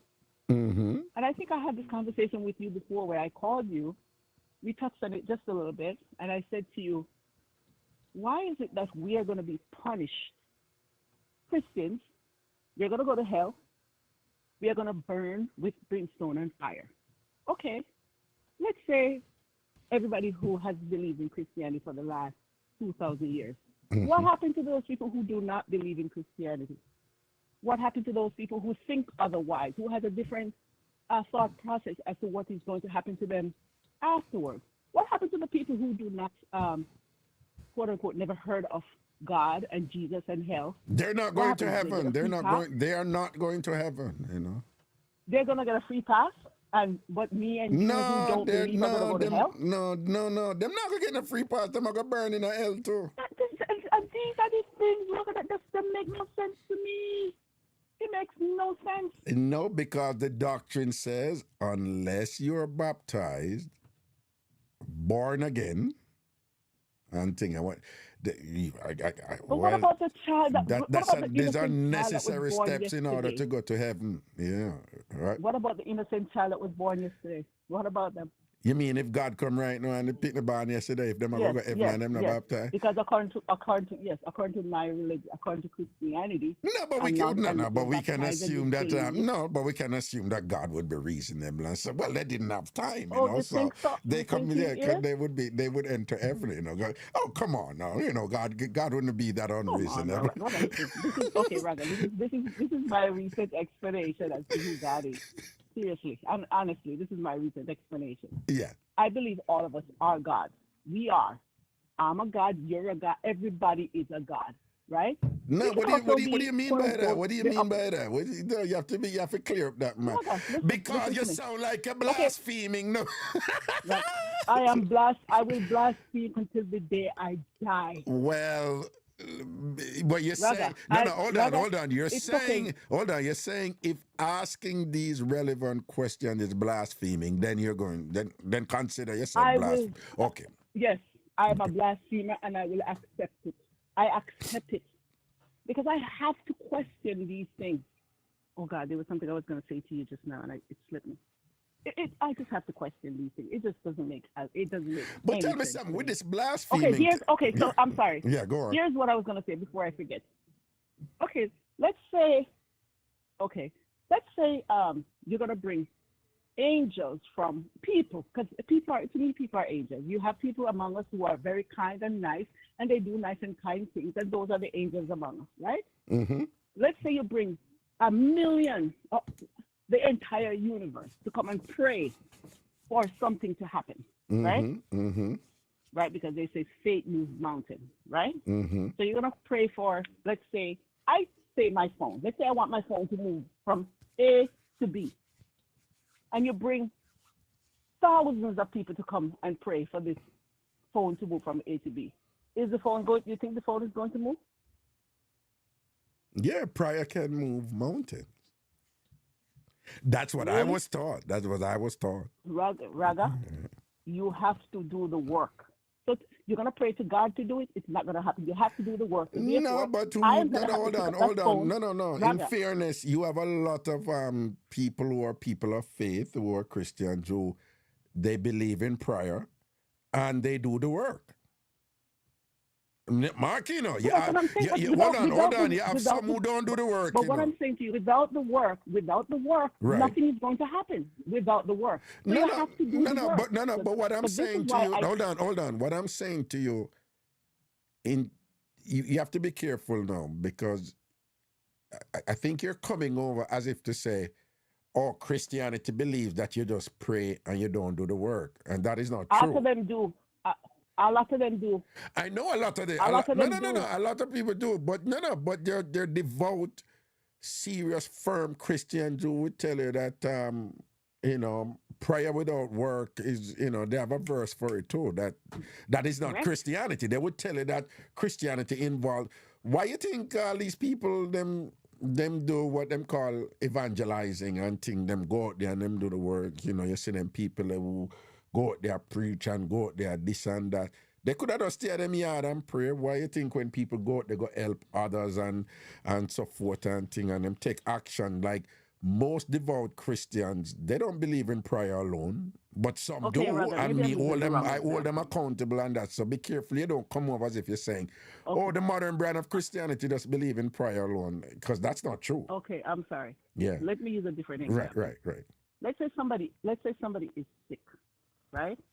Let's say somebody is sick, Yeah. and this person has been a devout Christian from the time you know them. Mm-hmm. They go to church, they're the pastor there, they preach, they visit the sick, they visit they visit, and this person can get to me the most. Some of these people can get the most terrible illness ever. Mm-hmm. Now, where does God come in to heal this person? You've been a devout Christian all the day. How come God doesn't come and heal this person? And the millions of people could come and pray for this person, and the person will not get healed. I don't get it. Well, yeah, and then, but that is where if the person get better. And again, I'm just being Then they're objective. gonna come up. Then they're gonna say, Hold on. If the they're gonna say person get that better, God did they'll it. say that God answered prayers and healed the person. But if the person doesn't, then But what? if the person doesn't get better and whatever, they say, well, you know, it They was come up her. with an explanation. Right. It was her time and God called her and it was her time to go. And Sure. we may not, and you hear this Sure. at the funeral, you know, pastor, we may not understand it and think because, you know, God works in mysterious ways, His wonders to perform. And so there's a higher order sure thing he does. going on here that we don't And understand. I'm That is sure what they would she say does. to you. Yeah. I'm sure she does. Right. He. Why is he a he? Just these questions. I just have too many questions. Why is he a he? Why is God a he? Yeah, why? I used to get in trouble for that, A and then woman is to me. hold A on, woman is so hold on, compassionate, and I'm caring, gonna and no, kind. no, hold on, and I'm gonna be honest with you. I stopped talking to people about it because, believe it or not, would you believe that some of the people with the strongest opposition to that query are women? Or probably women. Women, yeah. Yeah, because when I got older in this thing, and I was, no wonder God is portrayed as a man. When you start understand certain things and whatever, and if you just say something like that to some people, they find it very offensive. That if you say, Yes. no, these are narratives from men who it was in their interest to communicate the superiority of men and the subjugation and subservience of women from their perspective. And just as how, white people say, black is the opposite of white. You ever notice and then pick them two colors? You would think that black and white are the two most important colors in the exactly. in the whatever, don't it? There's Which no is kind of ridiculous. Like, but we have now put black and white as such important colors that we even use them now to exemplify. If you want to, there are ways in which we demonstrate extreme opposites. Extreme opposites. So you hear people like say, it's like, the distance from the North Pole to the South Pole. That's one way. But probably the most common way to exemplify extreme opposites in the English language is just saying, that's like black and white. They're totally unrelated. They're opposite, some people say apples and oranges. You're trying to compare two different things. No, but hold on. So just as how their agenda, to promulgate. So basically, we think the two biggest and most important colors in the color scheme are black and white. And just as though it's drumming in your head that black is the opposite of white. And then now, if you portray God as white, and then you happen to be white too, then subliminally you're saying you're closer to God than those who are the opposite of white. And better than us. No, so what I find interesting though is the black people who could see that clearly and be like, see, they're brainwashed me. And then when you say, oh, by extension, the white that they're portraying, it's masculine. So just like I find it interesting how black people can say, the white man wicked, he might portray a white and so on, so him a brainwash. But if you say, yeah, and the white man I do it because him is a man too, right? Then when I say, no, exactly. No, natural order that raga, woman for submit to man superior. whatever. It's just madness, raga. It's just madness. If you guys say to them, say, yo, he say like me, say, yo, I don't think God have any gender. I believe in God, but I don't think God have any gender. I think this whole thing for say God is a man. I think it's man. I believe in a creator. I believe in a creator. Yeah, but not only that, I think it is I think it's insulting in some way to think that, to ascribe a gender to God. If you really think about it, does it make sense that, it will make sense to you if it serves your interest as a man to say, God is a man. But then, I have no problem. I reject and rebuke somebody will say, but God white. No, God no white. You can't white. Oh, but God is a man. But yeah, God is a man. Boy. And rather, I'm gonna go, and I just want to say that Mary was the first born woman. That's what I want to say. And another thing I want to say. You need to stop. You need to stop. My name beat thing I want to say. My name beat you. My name beat you. Let them beat me, rather. Here's another thing I want to say. Here's another thing I want to say. No, Mary, well, Mary, you can't really say that, do because Mary and Joseph never do nothing, so it was never consummated. Well, she got pregnant somehow. But it wasn't from Joseph. I don't think it was no immaculate conception. Listen to me. You cannot think, but you can't say you don't know for a fact that it wasn't, right? It's God business. But may I say, it just by the raw facts, though, The fact that Joseph never do nothing with Mary, it was made clear to us. And Mary's a virgin. So she was married to Joseph. Mm-hmm. So for all we know, Joseph never had a penis, you know.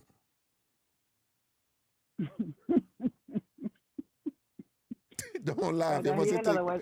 No, Here's no. another one. Joseph did not do Here's another anything one with that you're gonna Mary. knock me So on. you can't say, I guess by marriage you could say whatever. But then somebody else may say by definition, like, you can't have say that is cheating. She never cheat with a human being.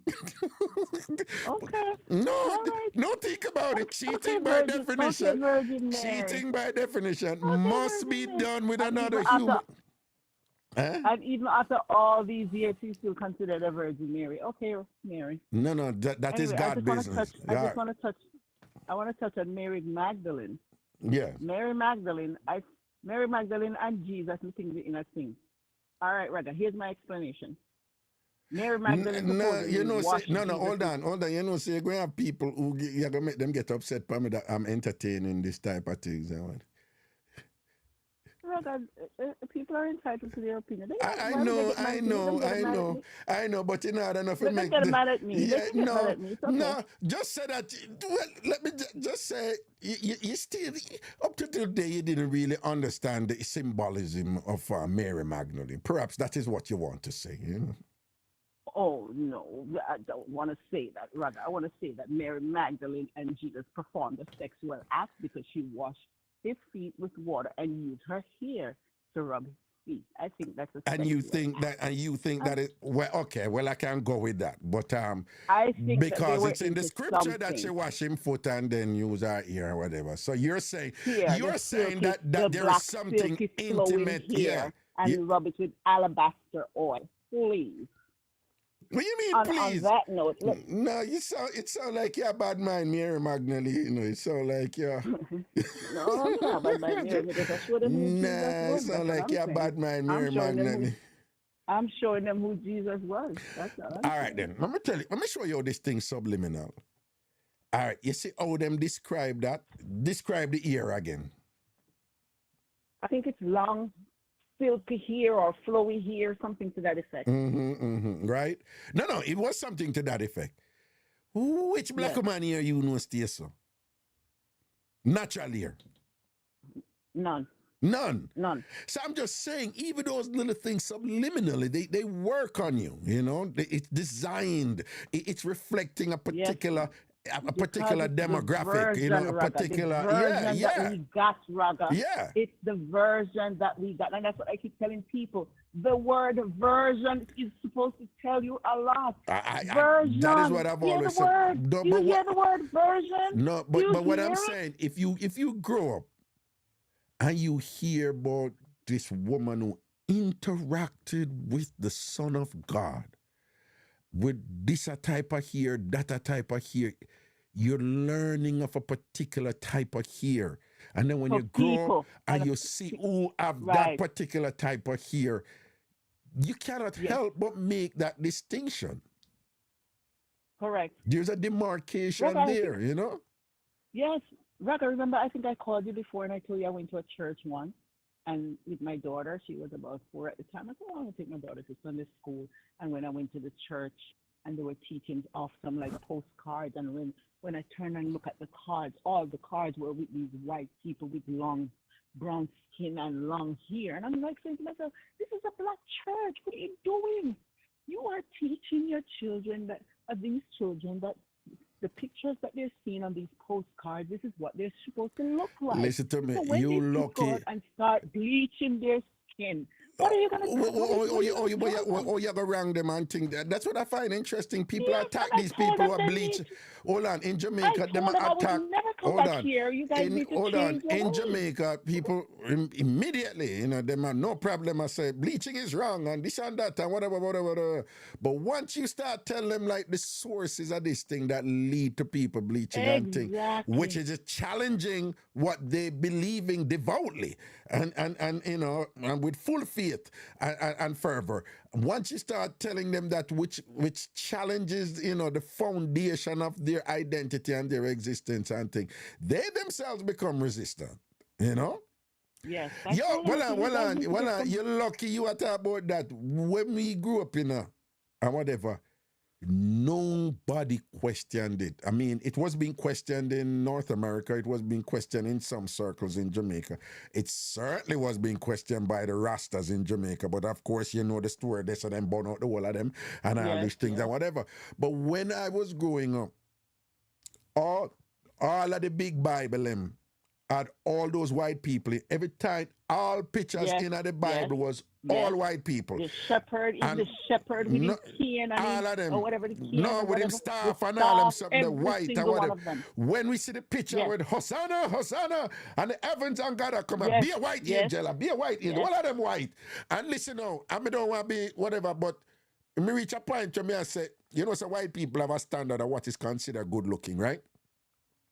Yes. All right, and I'm not being disrespectful, right? You know, in any culture you go, them have some standards, you know, aesthetic hierarchy of what constitute good looking or not good looking or whatever. You ever notice all of them people in the Bible, the whole of them people in the Bible, them good looking and cute? Of course. The whole of them. By Yes. white Every single standard. one. By white standard. All the bad one them. Correct. Yeah. Them good, you know? Even yes. Yeah, but that is what we grew up with. And them some of them. That's what we grew up with. Me telling them, before you go, you know, me just want to remind people our story, you know, before them build up the housing scheme, the Otamona Reservoir, you know, them did have one theater out there long time. People stopped using the theater, and I think them did use it as a church. I have some people who sell food out there, right? And at that time, I was a lecturer at the University of the West Indies, and I used to buy food out there for the people. And one time I went there buy food, and I saw a look, man, we must sit down on a paint pan, you know, next to the road, like right near your fence. I mean, I buy my food, and him the way over the edge of the road, you know, and I mean, the cat, the not cat, but you know, them kind of caravan looking something there. I buy the food. Mm-hmm. I mean, here when the brother said, Raga, come here, look a bit. Them want to ask you, come here, look. I mean, never did I go over to him, you know, because, you know, a regular me get taxed. You know, Jamaica go. I mean, I say, Right. I have a problem with people who see me and call me over and me walk over and them want to take something off of me. I had a big issue with it, you know, and whatever. I say at a minimum, if you want something from me, you come to me. Don't call me over. Right? You come to me, Yeah. right? So when Right. he call me now, me just immediately assume, say, John, in my mind, you know, me I say, brother, you call me. I bet you say the food you want to take off of me and I call me. I said, nah, go man. But him never did that bother me. Him never did that call me again, you know. I mean, I look over there, you know. So he wasn't being forceful and whatever. Him call me or whatever. And it looked like his posture was, if you want to come, you come. So, but Java come and get my food. I look for him. So I'm going to go over there, go talk to that brother. You know? Go over there and thing and him sit down. And him never like molly or nothing, but was just dirty. You can't see him in the street.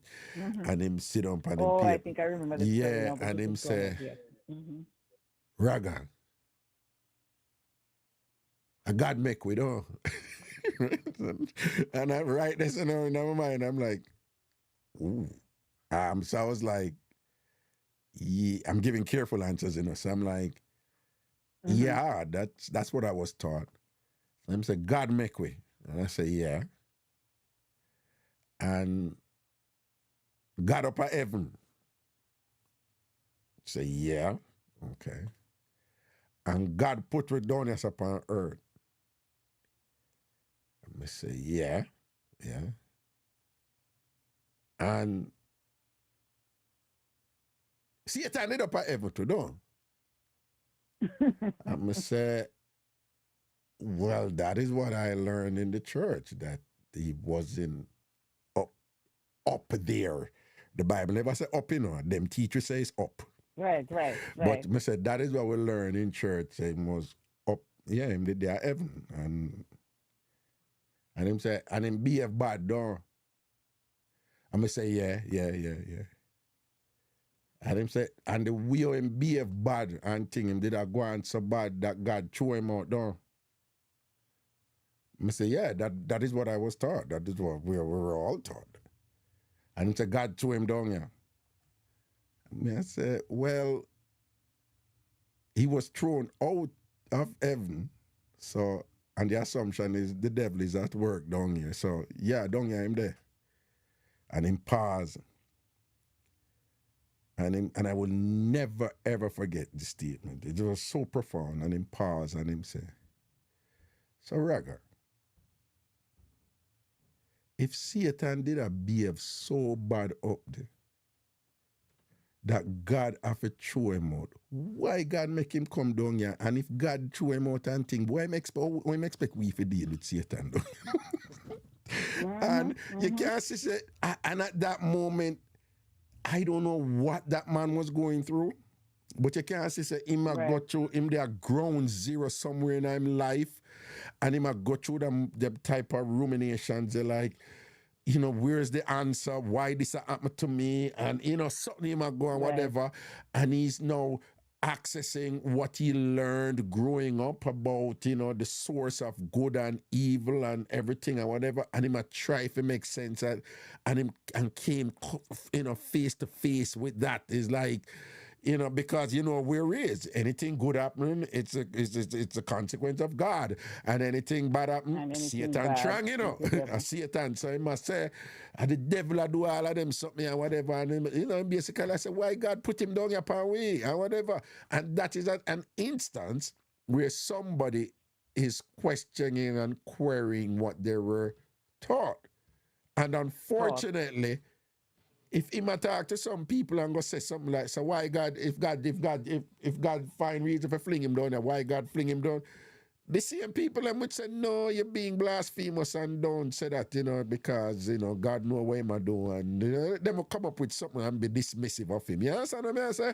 And unfortunately, you know, those things still prevail, and we may want to be a little bit, at a minimum, you know, because I believe this whole notion when Christians can't answer some questions, them tell we say we are doing something wrong by asking those questions because them can't answer it. I think there is something inherently wrong with it because their response assumes that God is going to have a problem with we asking those questions. God can't have a problem with we ask questions. God, if anything, God welcome it. Yeah, ask question. You're showing interest. You want to understand this thing. And just the notion that the all-seeing, omnipotent, all-understanding creator of everything and whatever will have a problem with a querying mind. It's absurd. It's you have a problem with it. It's not God. So don't come put it on me and come give me the guilt trip or whatever. That's and you're going like say you speak for God. You understand? I will continue to be a blasphemer. I'm serious. No, I will. All right. Forever. All right, then blessings here. All right, Brother. Yeah, Good man, evening. respect. Cool. Yeah, man, cool. All right, Cool. Bye. Interessante. And again, people, this is a type of conversations. Again, I am well aware it will make some of you a little uncomfortable and you will feel like we're doing something wrong. We're not. That's one. Two, I'm not deliberately pushing any of you out of what works for you. That is not my goal here. I am not one of those people. In fact, I have a problem. Let me tell you that story.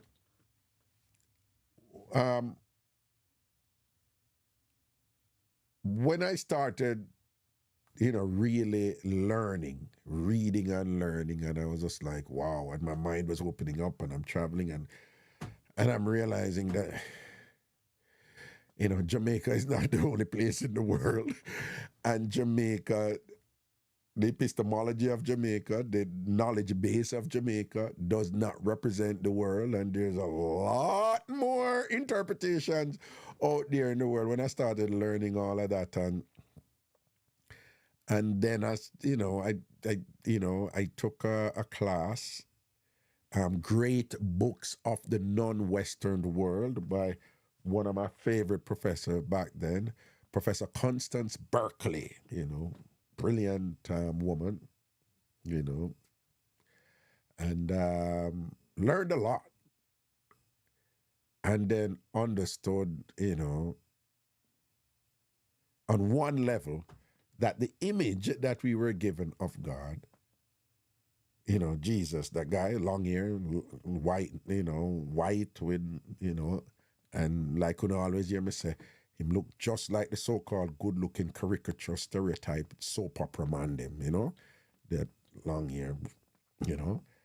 And and I learned stuff in that class about phenotype and whatever that, even if he was from that area in the Middle East or North Africa, you know, him couldn't look the way that him look, right? So I learned all these things. So me go back to Jamaica, you know, and I was around my mother's friends, you know. Unfortunately, they're all past now.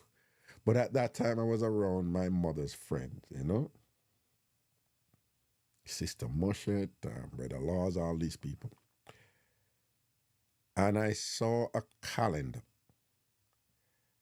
And I don't think it is done as much in Jamaica. Well, I'm assuming it's not done as much, but in Jamaica, every December, you know, that calendar with Jesus was just very common in Jamaican household. The picture is very common in Jamaica household and thing, you know, the thing with Jesus and him hold up him man and you see the cutting him man from the cross and around the robes and stuff and whatever. So a lot of those calendars would, you know, like Christian Jamaicans, they prefer that calendar. They love that calendar, you know, because, you know, we're raised, you know, revering that image that's God and thing. So I come back to Jamaica, there are no matter friend them and go see the calendar. And then it just come out of my mouth. It just come out of my mouth, people. And you see, as soon as when I say, in my mind, I say, Jesus, God, why you go say that? But it just come out of my mouth. Like my mother friend them there talk and everybody are socialize and whatever. And the thing come out of my mouth, I go say, then Jamaican still have all this money I claim say my God and my Jesus. And I did that beside. I was just like, why? And as me say it, the rest of the room quiet. I remember now, these are people for whom I have respect. And my mother friend, them raised me, you know, because them always say, boy, Sister Scotty, have you wash belly back of your pee clock. Like, they will all see my mother and I see me yet, and I say, so where your handbag? And them say, Cherry, where your handbag? You know, because my mother named Cherry. Cherry, where your handbag? And my mother would say, see you around this, and them say, oh, whatever. So these are people who raised me. We have respect for them and things like that. But as me say it, you know, me know say it gonna cause a reaction. Silence in the room, and in my mind, I'm like, what you gonna say that for? And me just see them start come over to me quietly and think. And right there and then, I just made a decision. This is not about you going to college and go learn something yet or whatever, right? You can go learn some things and whatever, but there's some things that are still more important, including respect for those who raised you, including understanding that you may have an opportunity, you know, to acquire, you know, some knowledge about something that serve you, you know, in some way that is beneficial and thing, but not because you get something good. You think that everybody need to get where you get good to the point where you're going to ignore other important elements of community. You're going to now diminish those because you get bright. No, you go college America and you get bright. Respect is still important, right? And even though I needed to talk to myself and whatever, I was in the midst of elders who raised me. Yeah, and raised me with a certain discipline, with certain values. Yeah, Christian values. That served me really well. Yeah. My Christian values, me tell you no, some things where me did go through and some things I couldn't do and whatever. And I know it was because I was raised in the church. And I know it's because of that I had a conscience. And I know it's because of that I had a concept of good and bad and wrong and right. So I know that I benefited. Let me say again, benefited from a firm Christian upbringing. Don't get it twisted now. Right? And I am very, very, very, very, very thankful for that. Anybody say me nice. So he's a nice guy, you know, Raga is a nice guy. That is from my Christian upbringing. Everybody said, no, I'm compassionate and caring. That is from my Christian upbringing. So don't get it twisted, right? So these are the people who raised me. So, not because you're going to learn something or you feel like, say, you know, you're up on your high ass now and you're obligated to liberate the ignorant, you know? No. You know, there are some bigger, more important things there, you know, including respect for my elders and whatever. And just to understand that I was at a different place I was at a certain place in my journey, and that is my journey. And that's okay. And I don't have to turn my back on that. But it doesn't mean that I have to impose that on others. Or I shouldn't let that prevent me from no longer being able to relate to and to live amongst, you know, those who were there for me all my life. Those who, because they were there for me, I was able to acquire this thing that I have right now. I can't, you know. So once I see them I move to me now and them start say, you know, we're glad you go America, you know, you're in a college, and we're proud of you in a university, you know. But don't make the devil lead you astray. Don't make Satan lead, because the devil sneaky. Cherry boy, you know your mama raised you. And I stood there and I was just like, yes, Sister Moshe, yes, Brother Lord. And I just took it. Right? Because that was the respectful thing to do. And the whole of them put them on. You know that's something, the whole of them put them on. And everybody start prayer. It's a thing, you know, if you don't grow up around it, people who grew up around it, them know what I'm talking about. But it's a thing, it's like, without even them saying anything to one another, them just come over. And there's a thing about touching the person, right? So everybody, all who the back of somebody, them come around and them make sure so them a touch me. And everybody are praying. And they're all praying at the same time, you know, loudly, you know. And they do refer to themselves as prayer warriors, right? And the whole of them are praying for me. And everybody in them one prayer and all this cacophony of prayers and things like that are come or whatever.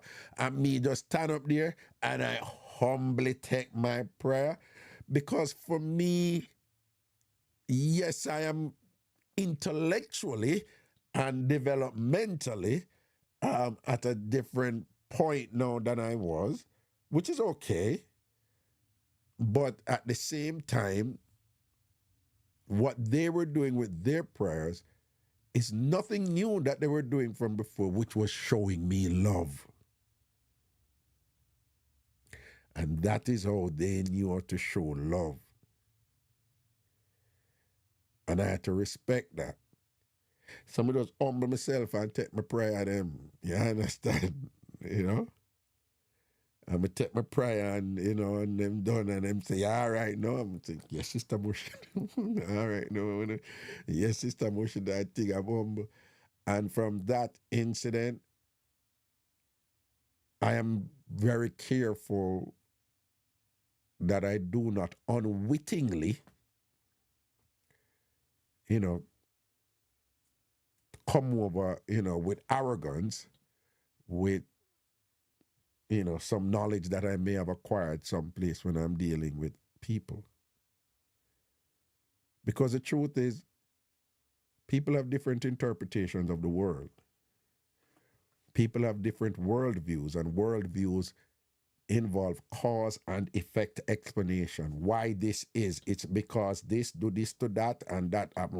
They have different versions of that all over the world. And some things work for some people, and some things don't.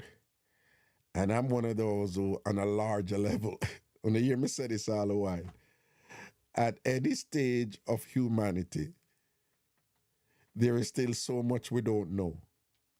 And like when you hear me say it, like it's redundant or whatever, I just find it amusing that 500 years ago, 200 years ago, 300 years ago, people believe in some things, and then some people said that they're stupid and they're idiots and whatever because they're not knowledgeable and they're not bright and they're not learned or whatever. And then today in the present, we look on those people who consider themselves knowledgeable and bright and learned, and were, reducing others that they were not bright enough like them or whatever. Like we're looking on those bright people of 200 years ago and say, but them never know one fact.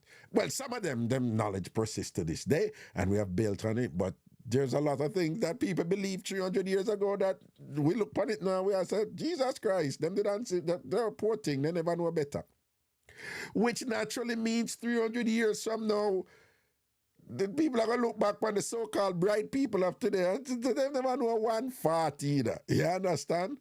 So once you understand that, which I do, yeah, you want to laugh, learn, and grow. I believe in that, but don't take yourself too serious either, and don't make it prompt you to be disrespectful to others because you think you have attained, a stature and a status that is just vastly superior to some ignorant, uneducated people or whatever. Because in truth, 100 years from now, 200 years from now, you're going to find out that you weren't that bright. It's time dependent, context dependent, and whatever, right? So remember, the bright people of today, they are the dumb people of tomorrow, right? Right? That they consider that a ragga saying, right? So anything, anybody are going like them bright on you and then nice on you, and I try to put you down and say this and that or whatever. Remember that Raga said that the bright people of today will be the dumb people of tomorrow. At the end of the day, knowledge is good, it's liberating, and it can be fun. It can even be orgasmic. Yes, it can. Learning is fun. But don't take yourself too serious.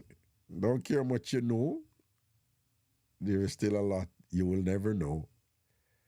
And a woman who is a farmer in the country is, I guarantee you, is vastly superior to you in knowledge about certain things that somebody with 5 advanced degree in the city.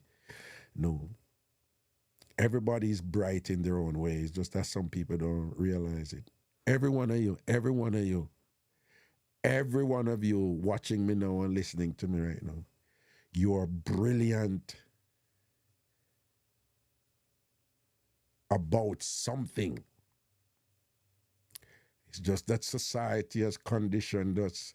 Yeah, I have degrees, I have whatever, this and that or whatever. If you notice, it's just certain place, people say Dr. Stewart or whatever, and people come, they come now, it's Raga, I'm cool with that, you understand? Yeah. Remember, Einstein have a famous saying, everybody is brilliant. It goes something like, everybody is brilliant. But if you judge a fish's brilliance by how well they can climb a tree, then the fish will always be stupid. Everybody is brilliant. But if you judge a fish's brilliance by how well that fish can climb a tree, then the fish can never be brilliant. The fish must be a dunce spot. You will understand the fish brilliance. You have to understand the fish's expertise in the water, in the sea. So, you can't judge a fish's brilliance by how well a monkey climbed the tree. Neither can the fish judge the monkey brilliance by how well the monkey can swim underwater. So brilliance must necessarily be context dependent. And if you've been living and you've not been living in a box all your life, or the proverbial saying, you must be living under a rock all this time, or you don't know that, right? If you have been living, I guarantee you, every one of you, you're an expert in something. You are an expert in something. And by the way, it's something that can be monetized in a business. It could be, about baby, raising kids. You could be crochet, I don't know. If you've been living, you're an expert in something. Every one of you. So don't, if people come and them act like, I told you, I know this guy who was in college, Brad, he's from Israel. One of the most brilliant persons I ever met. When I tell you, Brad is just like, and Brad saw me ironing clothes and whatever, and Brad nearly lose him friggin' mind. He nearly made me lose my mind, because Brad just thought that Brad was telling me, this is a man who know about astrophysics and all them something and whatever. And Brad see me iron clothes, and Brad is like, this is effing brilliant. Brad thinks ironing clothes is brilliant. When Brad have photographic memory, Brad get a near perfect score on his SAT. Brad was straight A in one of the most academically challenging institution in whatever. Brad said him don't have to study. When we are pull all night and think, Brad hear it one time, and Brad thought that it was brilliant because me iron clothes. Never let anybody tell you to say, oh, not dunce, but I on the stupid. Yeah, you have some idiot out there. We have some racist about the place and whatever. But you don't understand what I say in general, right? Never let anybody undervalue, say, because them have a couple letters back of them name or them go certain school or whatever, this and that. I guarantee you have areas that you are vastly superior to them. Enough of them people, or you say whatever, throw them on the street, they can't survive. Them fool. Brilliance gone, because they don't have that knowledge base for that setting that you can survive in. Right? You see, something as simple as a hand wash, there's brilliance in that, No, I'm serious. Your hand wash. People, cleaning businesses are a big deal now. Yeah, people starting cleaning. There's some people who are brilliant cleaners.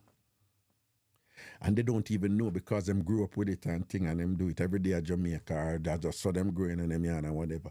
You have people, some of you right now, if you started a business and you know how to run that business and whatever, and you start clean on the standard where you clean right now, people will stop recommending you from cleaning. Some of the biggest millionaires out there right now, and whatever people, about Elon Musk and technology and whatever. When I see the thing, them, some of the biggest millionaire, them richest millionaire, them out there, humble people who not load up them thing, who know if you fix car, who clean this and that. One man in town millionaire from cleaning gutter, the gutter pan, whatever. And him, him know how to do it, and something as simple as that. He's brilliant. He may not know about this and that theory and them something, but he's brilliant. And then once you understand you're brilliant, you must be humble with it and just know, say, you have your brilliance in your space, but then when you're there on, in my case, at that time, my mother friend them, Sister Mushita and them, they have their brilliance in their space too.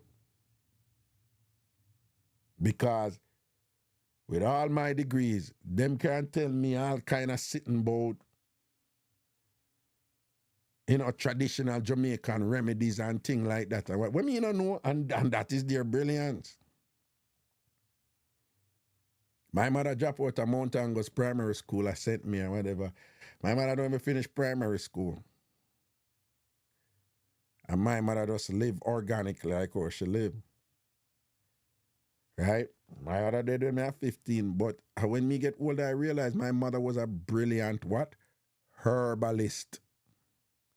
You know how many Jamaicans right now are brilliant with them. There's something they were just, it's just a natural, them don't even know so them brilliant with it. And look where we come see America, right, you know. Soursop leaf I sell for how much money. Lime leaf I sell for how much, and then put in that business and whatever, right? Many of us, me old enough to know when them start back with coconut water, you know, coconut water wasn't always bottled. So I old enough to know when coconut water started bottle and it became a thing, right?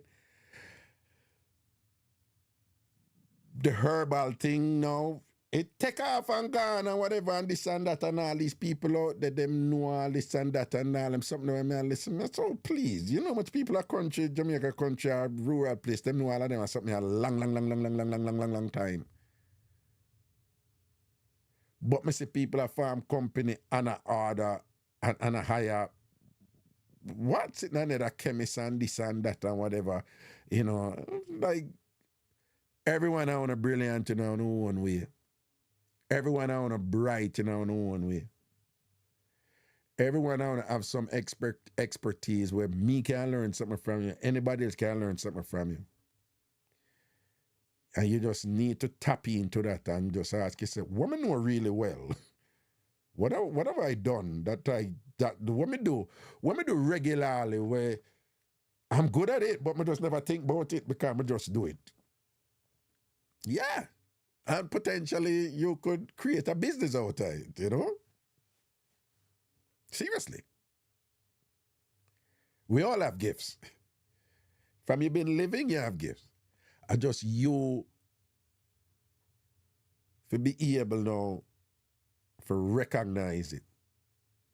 And when you do, and you realize you're good at it, and if you're being successful at it, again, I'm saying it, I'm being repetitive, but that's the point.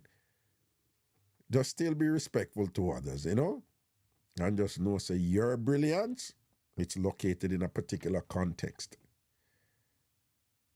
And that anybody you talk to, they may not recognize them brilliance, but them have it too.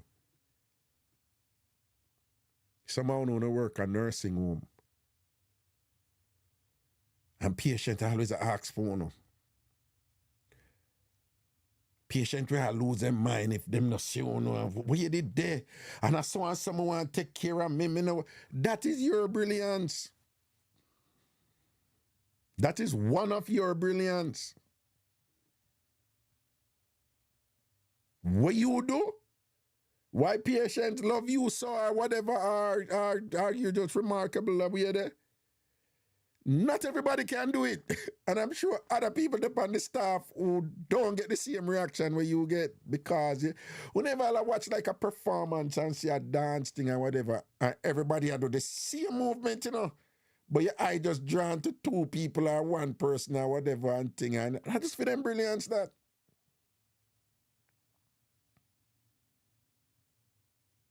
Right?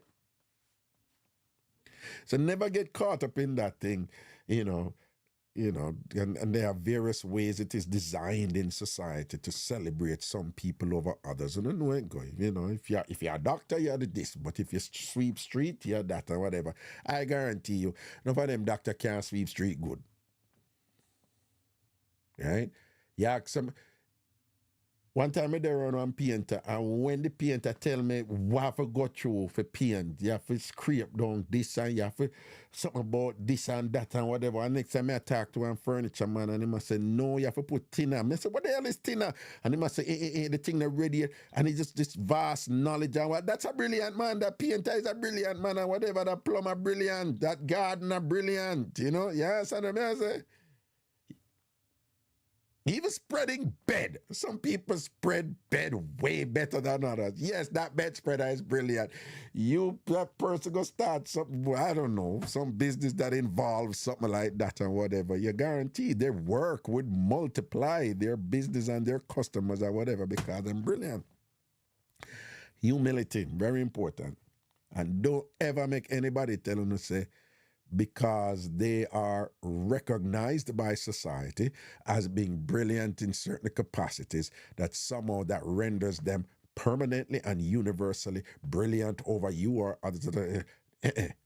The more you're good at one thing is the more you're not good at other things.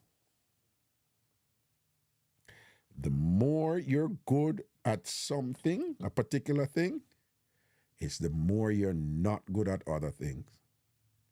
So the more you're brilliant in one thing, it's the more other people are brilliant in other things. And once you understand that, you humble yourself and cool and give thanks to where you're brilliant in, and give thanks to you recognize where you're brilliant in, and you multiply upon that, work with your strength, and if you can, you hire other people to do what they are brilliant with. You understand?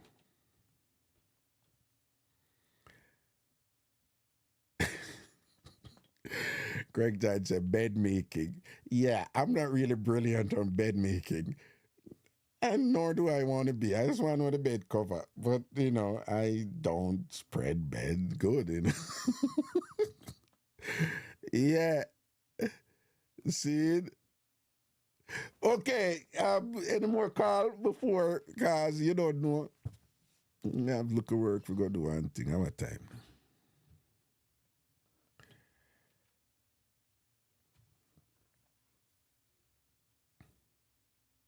Craig said, I take pictures. Craig said, you may be a brilliant photographer, right?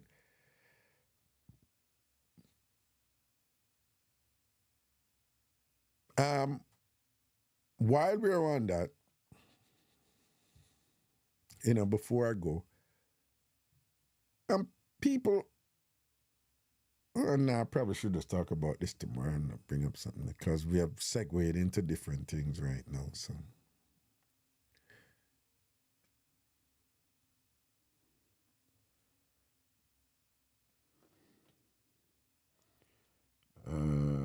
what's going on here?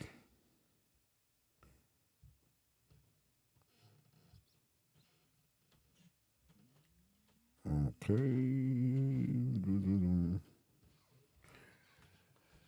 Yep, just waiting to see if anyone else going to call. Craig Tan said, me I thought the bed.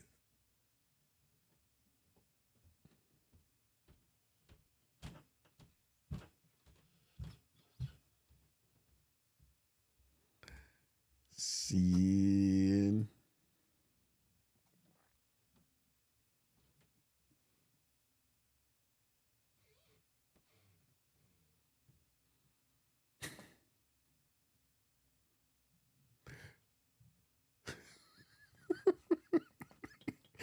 So Fritz says, if we human beings can't hear when the ants them fart, pass gas, but them can hear when humans pass gas, ants nest load with passing gas more while, and we as humans can't hear it.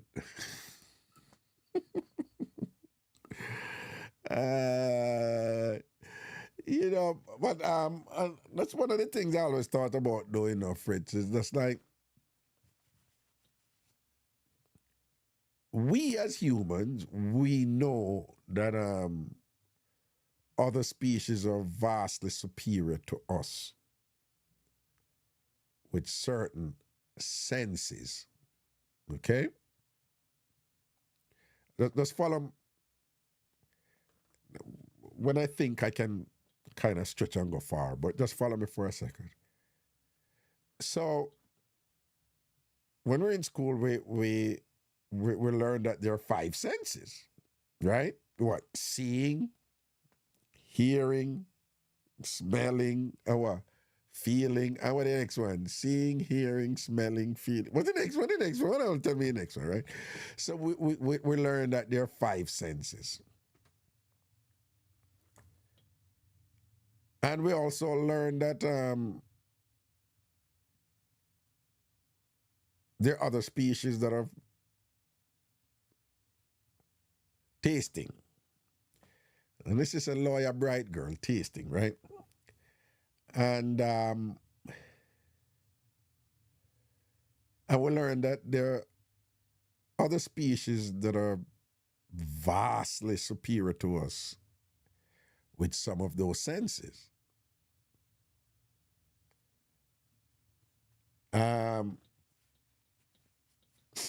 We also learn that the absence of some senses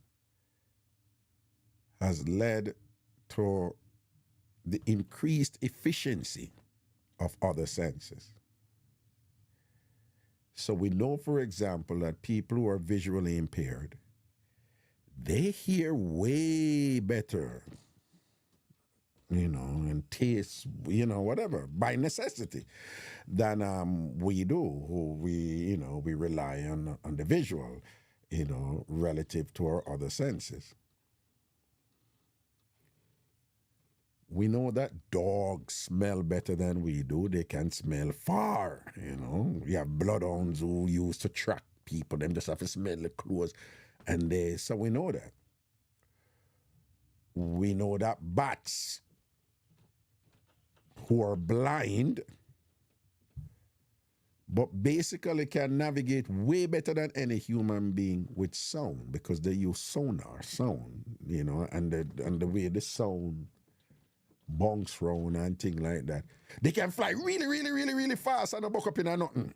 Like super fast, So that, that level of hearing, where the hearing relative to objects and whatever while you're moving rapidly, that's just amazing, all right?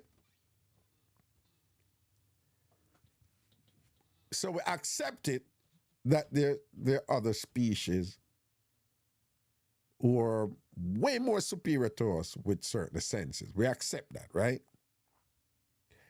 And here's my reasoning. Given that they are vastly superior to us, how is it that we know the extent to which their superiority, how far it is? The truth is, we don't know.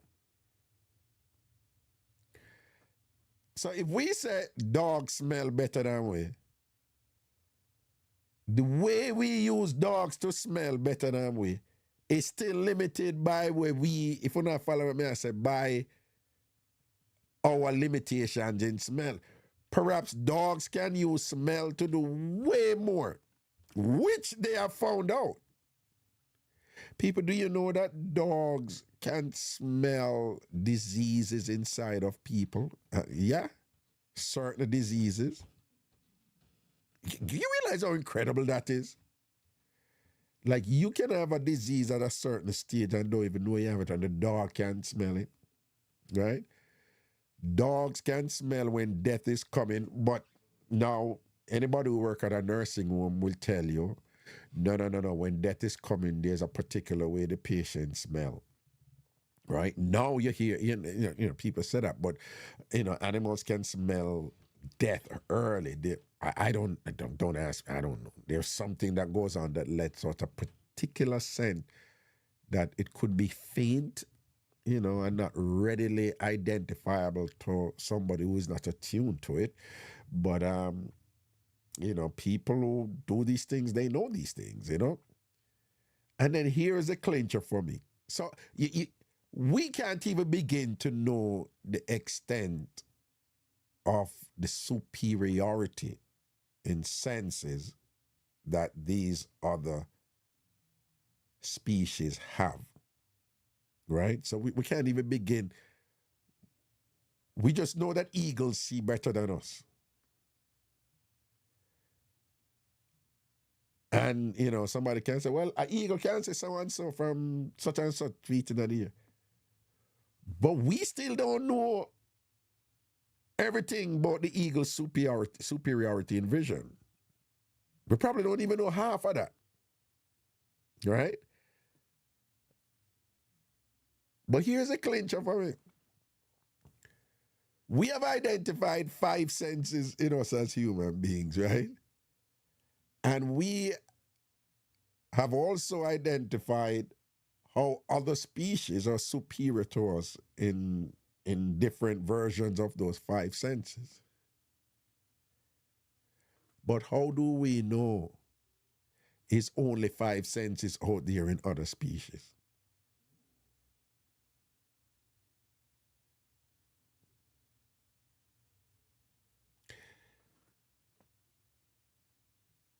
There's an assumption of superiority amongst human beings, that because of our cerebral development or cognitive capacities, that we are superior to other species. That is true. Our brain has afforded us an advantage over most other species. Okay? But even within that superiority that we have with our thinking, so we're not as strong as a grizzly bear or a silverback gorilla or whatever, and we can't see as well as an eagle, and we can't smell as well as dogs do, and things like that, and we can't hear as well as dogs do too, or bats do. The term dog whistling. You're saying something that is not obvious, but who must hear it. That is what it means. But we don't know if there are other senses out there with other species that we don't know about, just because we can't know about them, because we're just limited with the five senses where we know, right? There could be 10 cents out there. There could be other things. And it's just hard for even we think, so what do you mean? That there is some other capacity outside of tasting, feeling, hearing, seeing, and smelling? Yeah. There could be other things that other species can do or whatever and things like that. So superiority is just quite relevant. It's quite relative, I should say, Okay. Hence the term, the sixth sense. It's just like anytime somebody displays some sort of extraordinary ability beyond the normal, people said, well, that's a sixth sense, because they can do so and so that nobody else can do. So, they said they have a sixth sense, which is always interesting. All right. Anybody else have anything for someone? I better say it right now. I'm about to juggle till tomorrow.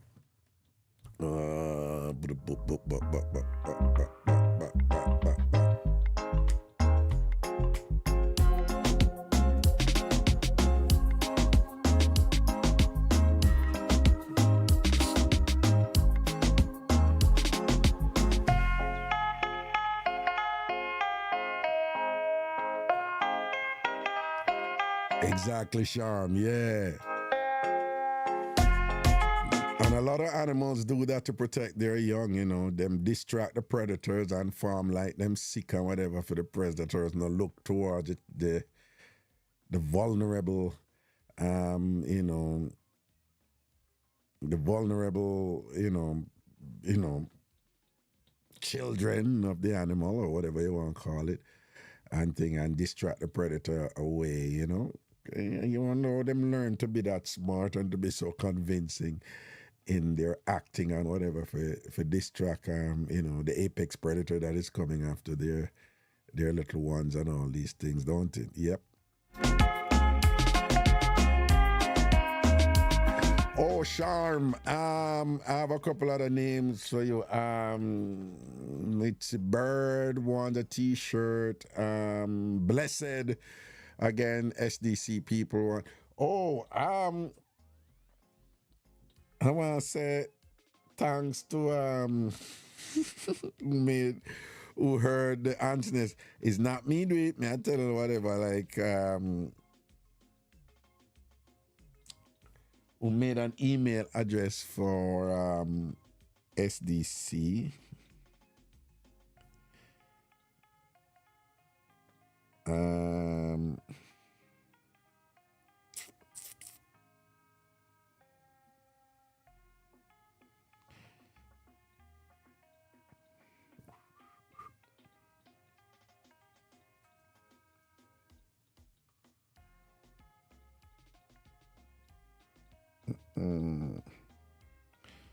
Oh, what is this? What is this? Yeah, I want to send enough thanks to Joan Lockett, to Joan, who made an email address for spraydemcrew@gmail.com. So Joan Lockett made this one for us. And she gave me the password and tell me that I can change the password. But because I have not changed the password yet, I don't want to tell you what the password is. But the password is funny. So I'm going to change the password tonight, but I'm going to show you the text tomorrow. So I'm going to see what Joan Lockett made, what password she had created for that email, all right? Again, it's called spraydemcrew@gmail.com, SPRADEMCREW@gmail.com. And the password is funny as hell, but I have to change the password later. So, tomorrow I'll share the password that she gave, which I think is funny or whatever. And it's just evidence that Joan Lockett is a little troublemaker, but a very good troublemaker. I fully support what she did. What me telling her tomorrow. All right. What's your Java Mayor? Time for SDC to be original and stop copy ANC. Java Mayor, and you hear me call the name? I say, it's Joan Lockett. It's Joan Lockett. Make the email. So if you have a problem with it, go take it up with Joan Lockett. Don't come there. Don't start with me, apart from offender.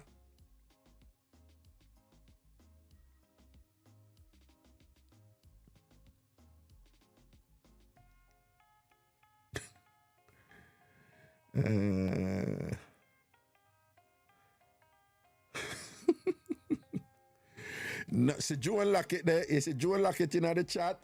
Talk to Joan Lockett. Is she make the email? I never ask her for do it, but I'm very thankful that she did. You understand? So if you have a problem with it, Java, go take on Joan and make Joan write a poem about you.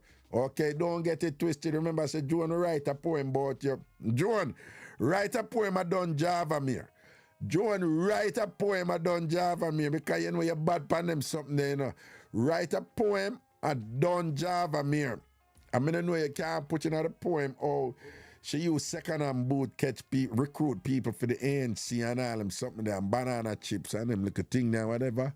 Yeah, and them something that she used to catch people and whatever. So then catch Del Marine, we all know that. So write a poem about her, Joan. She out there.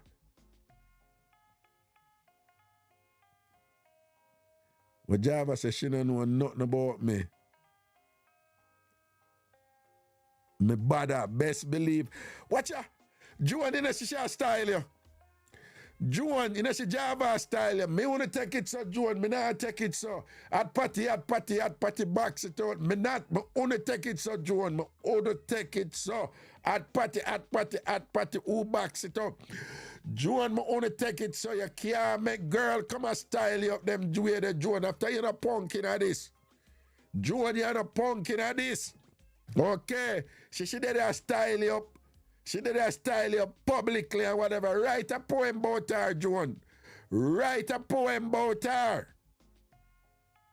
She out there. I can't believe she had disrespected them with the Joan. And beat you down like that and you never do her nothing. You never do her nothing, Joan. I see it now. She come take a set by you. All I do is just tell the people, say you make an email for the Spray Them Crew. And she up on your fender and go on with one bag of something and draw down your car for your car and go wait for going a life and all these things. Me ain't take it so, Joan. Me ain't take it so. Joan Lockett, write a poem about Java and send it to me tonight. Let me read it tomorrow, yeah?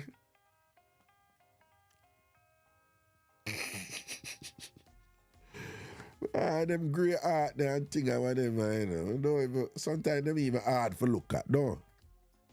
Yeah, it's hard for you even see them more while and all these things, yeah. Yes, Sham, tell Joan for done her. Joan, poem her class tonight. Here, poem her. Whop her with a poem in her night. Christina says silence from Joan. How the saying go again, but silent river run deep. I have one next one where sitting under the silent, the water, yeah. Silent river run deep. You go on about, yeah. Christina, you know, so you shouldn't do that. Christina, you put silence from Joan. You seal up them thing there because if Joan never did that thing for respond, you just make sure, you just confirm it for make sure respond and thing out there. What you do a while ago. Just that alone. About silence from Joan. Just that alone make Joan say, a fool on the take me for. Watch and see. Watch and see.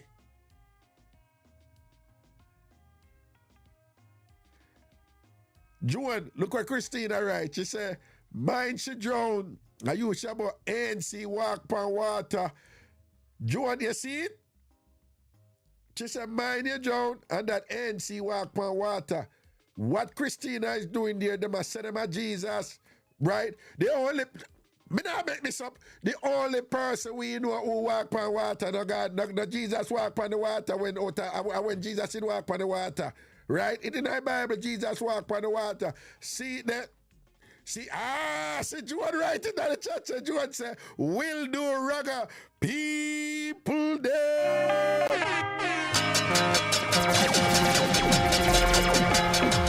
Yes, man. Yes, man. Christina, you never hear the saying, go, don't poke the bear. Don't poke the bear. I see that now you go poke Joan no one thing or whatever. Joan, unleash your wrath upon them nastiness. Yes, take it to them, Joan. Go for them. Because you're not afraid of people. You have bad girl around here. Them if you understand your levels. I want some people. Yeah. Them out there that Joan. How them for do that? I want them hear about. Eh? Them know who them I deal with. Eh? And I come and tell you about ANC walk pan water. And the only person we know, the only entity we know walk pan water is Jesus. You see all them stylings of people, man, telling about them ANC people, you know.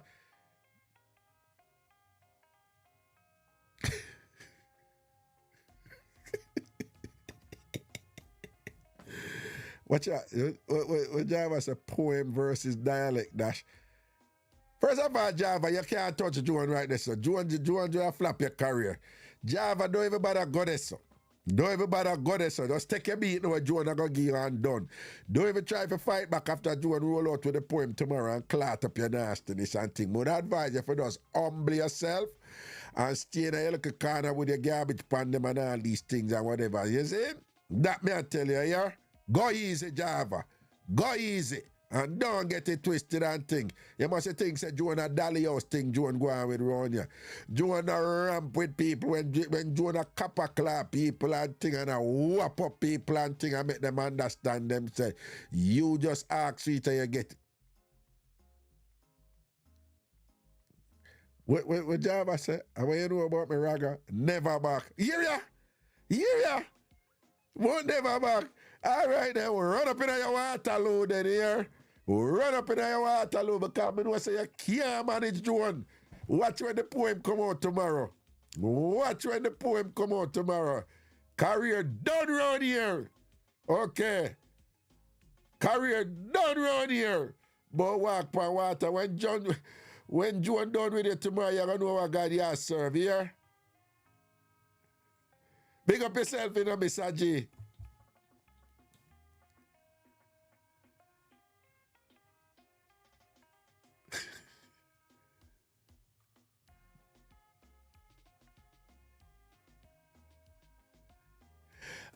Neil said, teach, I heard some incorrect info regarding Mary, and that he's a practicing Catholic, so he can offer a different perspective.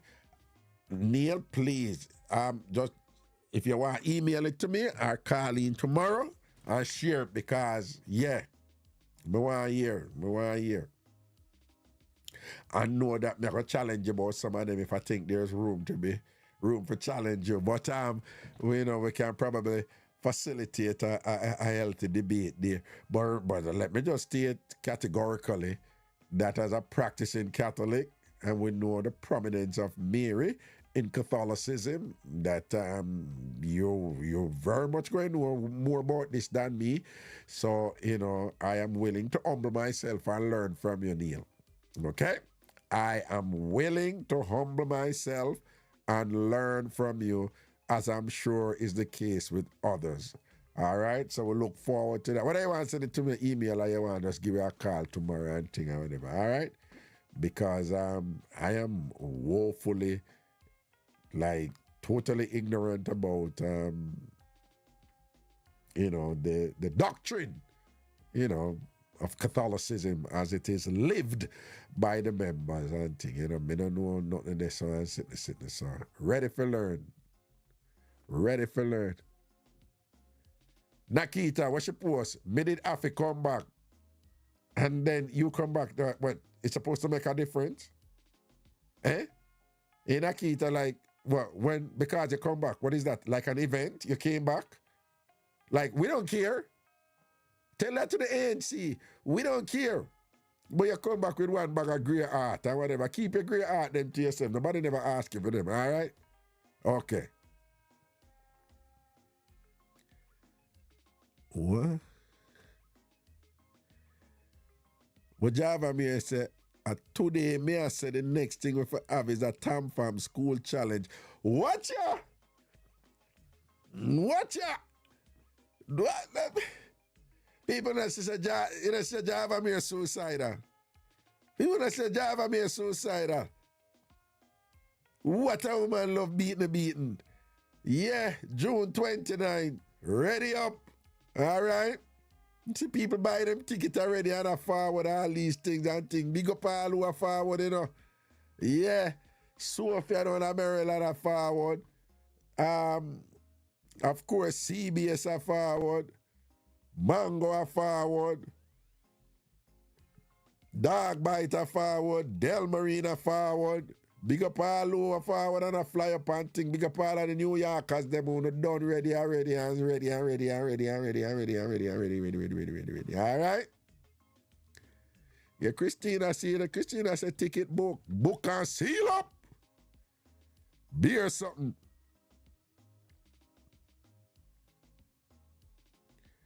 Bernadine said that's a long weekend here in Canada. So when you come, today a big holiday over here too, Memorial Day, Yeah, big national holiday over here too, No school and all these things. So today a Memorial Day here in the United States. Anyway, people, big up on yourself, You don't know the drill with me, man. Look at food and then go do some work, Immigration law is my thing. Right, that's the thing there.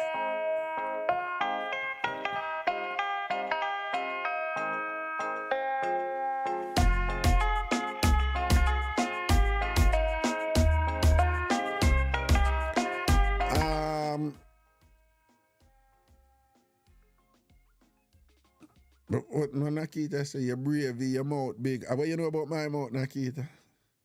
What you know about my mouth? Hey, Nakita, what you know about my mouth? I don't say nothing. I would answer you. No, talking about that.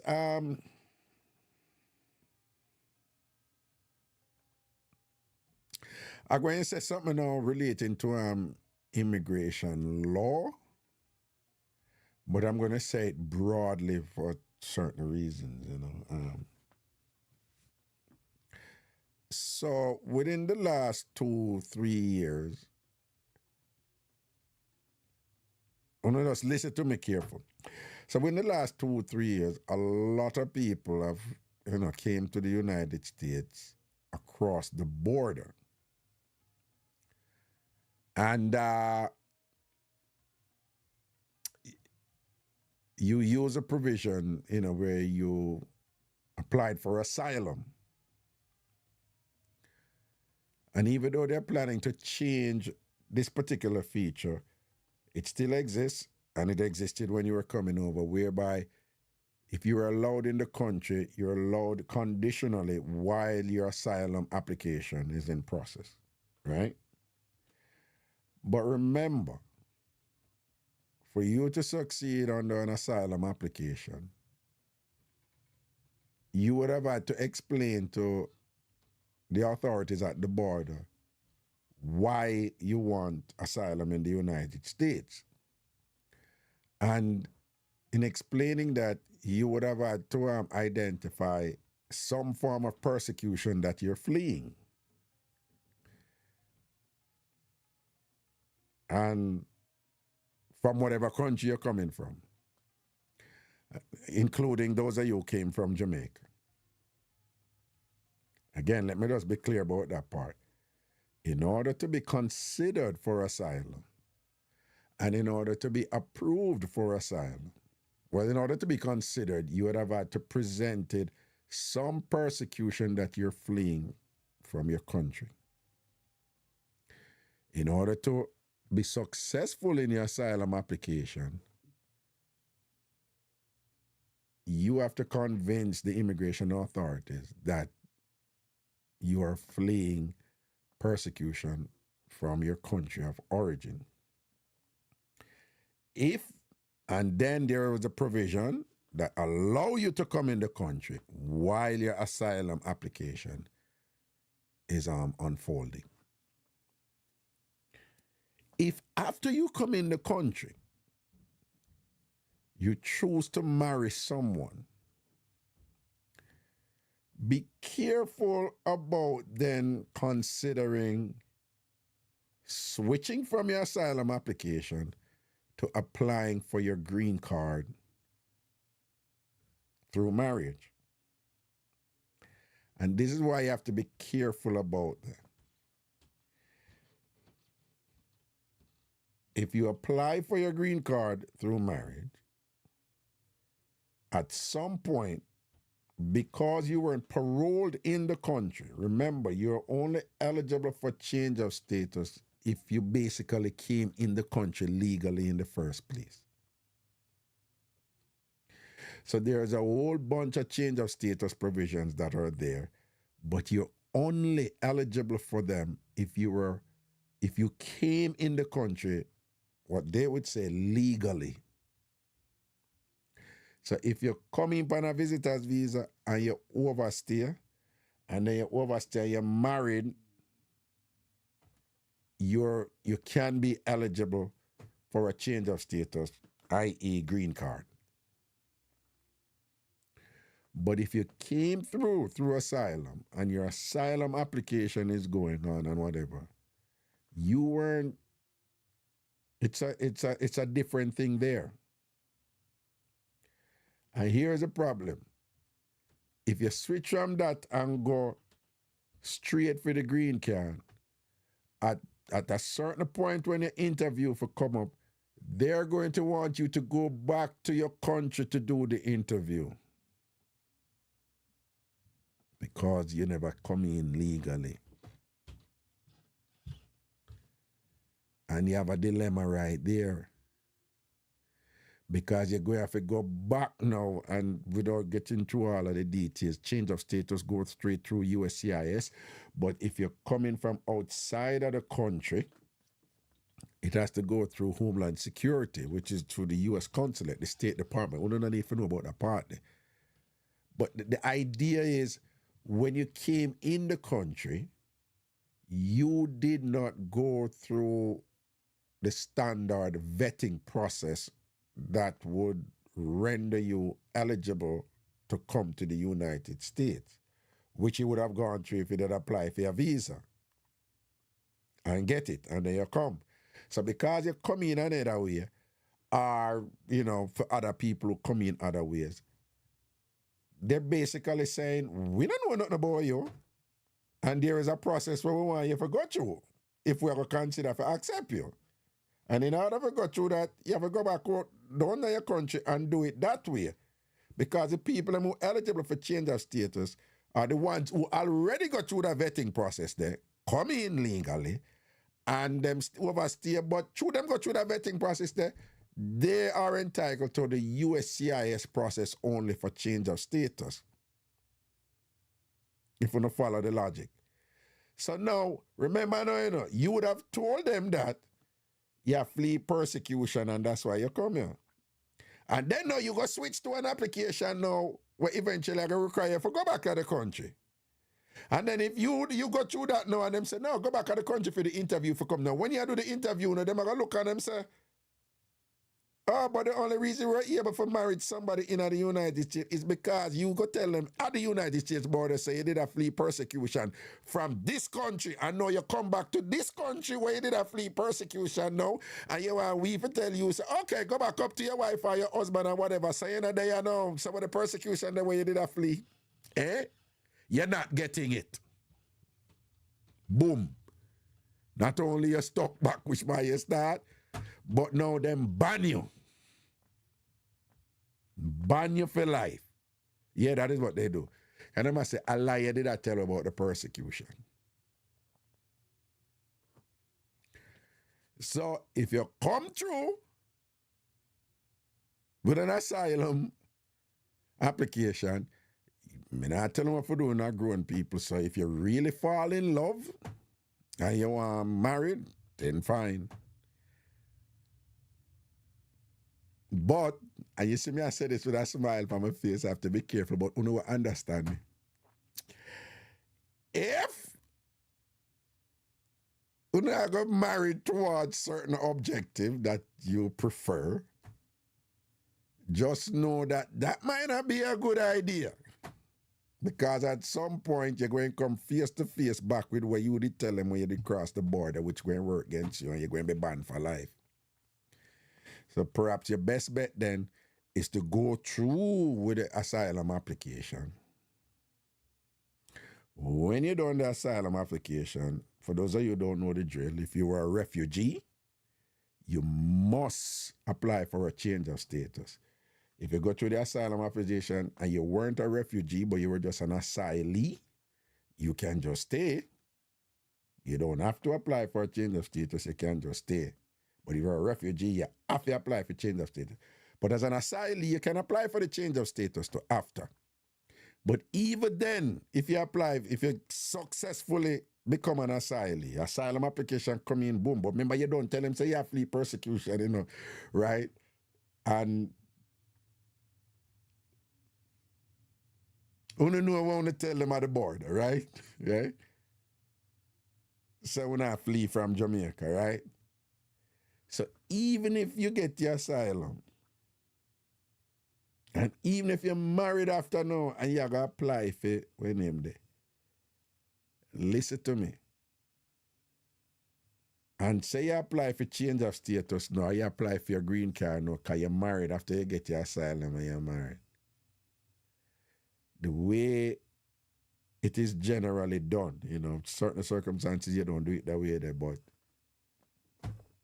you apply the I-130, which is going to establish your eligibility for the I-485, which is the application for the green card. But then you know, say, work permit application though, and the parole application though, for you able to travel. Don't travel. And if you travel, don't go back to the country where you claim, say, you did a face persecution, where them allow you in and then grant you asylum pan. If you get the green card and you're in a 2-year conditional status, don't travel. If you travel, go Thailand. Don't travel back to where you say you run from, your home country, from the persecution. It's right there on your file. You don't have to give them any reason to say, but at that you tell them when you come in and see them now, the first chance you get your run gone back there and whatever. It no matter if your mother funeral or whatever, and so it work. It no matter if you picnic this and you take a risk, they don't care. Their thing is the only reason we gave you that is because you told us you were left with no choice and you can't go back there else you go dead. And they're very strict on it. So I know droves of Jamaicans and other people came across the border and whatever, you know. I mean, no said, no found no tell, you know, you explain the persecution you were running from in Jamaica.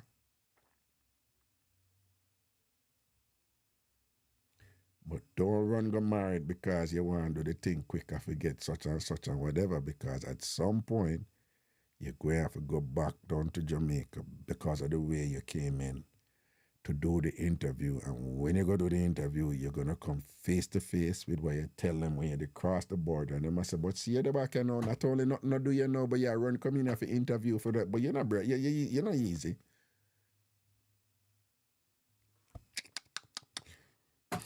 Be careful.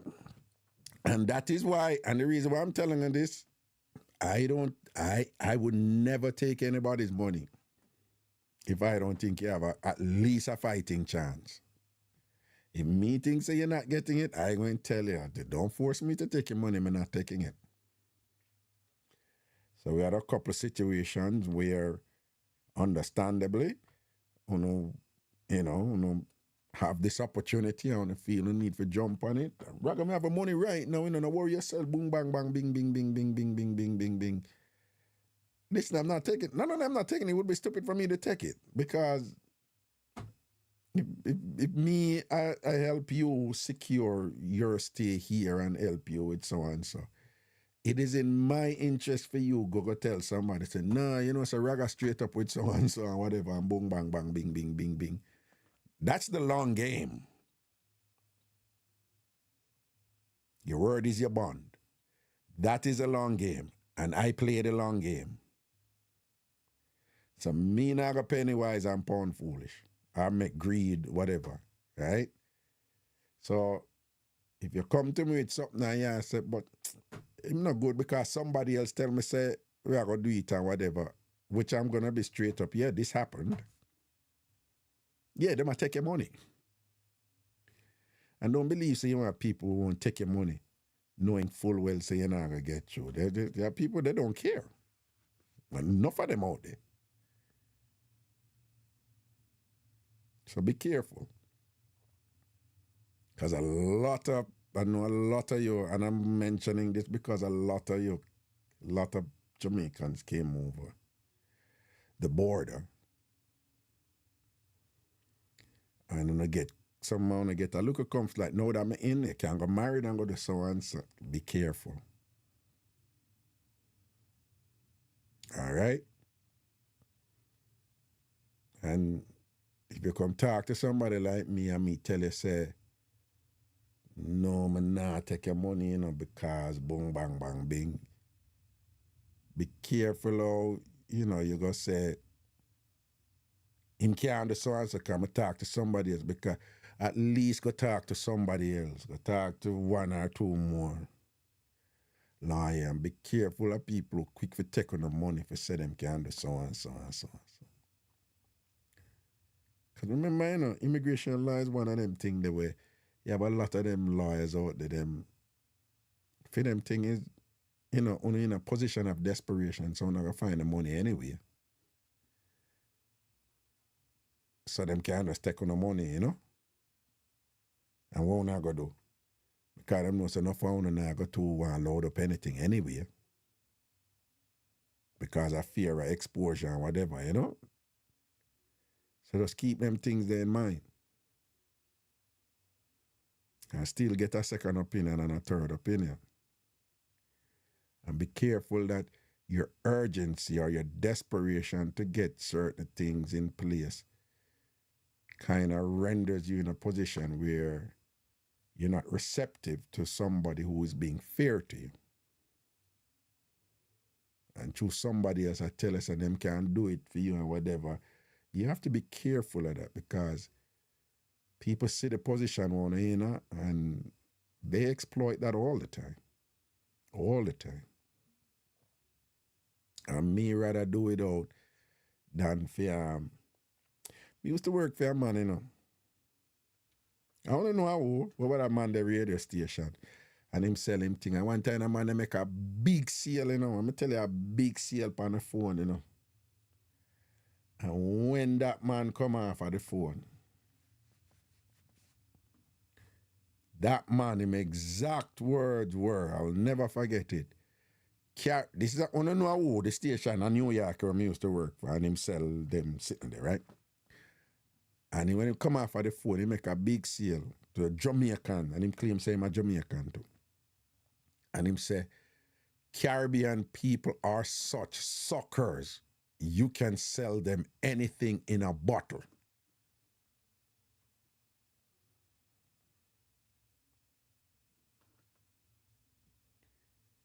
Big seal.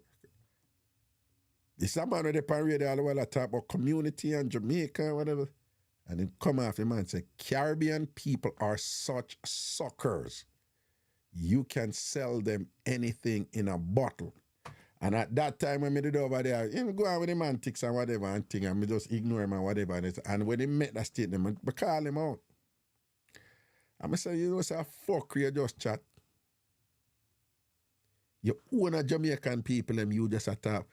Raga, you take things personal too much. And it's just business. It's nothing personal. Me just didn't make a I say, no, you mean it. You didn't mean it. And I saw your turn. And I said, that's why I'm not stay here with you. Right? So he was being exploitative, you know? Right? And I want to know that go, right? Big war, me and him fall out or whatever, and all them something there, right? Right? But the people, we have them people, them out there, man. Seeing, so no need to be careful, yeah?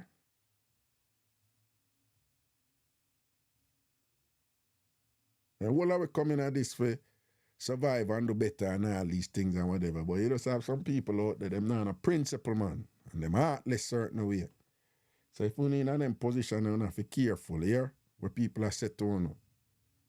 Sometimes it may mean so you have to be patient looking more. And sometimes when the situation be a little bit uncomfortable, and sometimes when I may anxiously want to change this and you know. But just know that people out there who are telling you what them think you want for year for take on the money.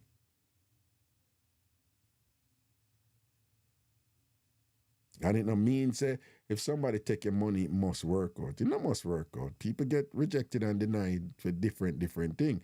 But at least you want the person who will take your money, lay it out to you, say, yeah man, this could work also, or it could work also. There must be a pathway to success. Will you get there? There's no guarantee. It's the process full of all kind of pothole and all these things, right? But you want the person who take your money and say, I can do this for you. I know how it I go do. And yeah, I do hear them thing I go, there's some little tricks of the trade too. Yeah.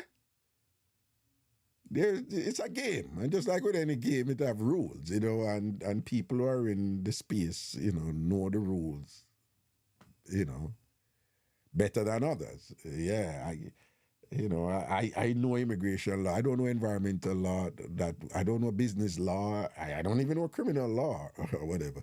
I know immigration law. You understand? And there is a game, you know, and you have some little thing or whatever. But there must be a pathway forward, all right? So y'all be careful out there, right? And again, if you have any immigration matters that you want me to address, you just send me a text at the 929 number. 929-400-1249. 929-400-1249. 929-400-1249. And if you come at me with something where I don't think it's feasible or whatever, or even that I can do it, if my female can't do it, I'm going to tell you that. Whether you offer your money or not. I say, Okay? One last thing on that. There are a few of you who, again, you wanted to proceed with certain applications, and I told you no, because you're not going to get through. Several of you saw the recent ruling with Buju Banton that Buju Banton is back in the United States now. And some of you assume that what I told you was incorrect. let me just say it again. INA in the United States,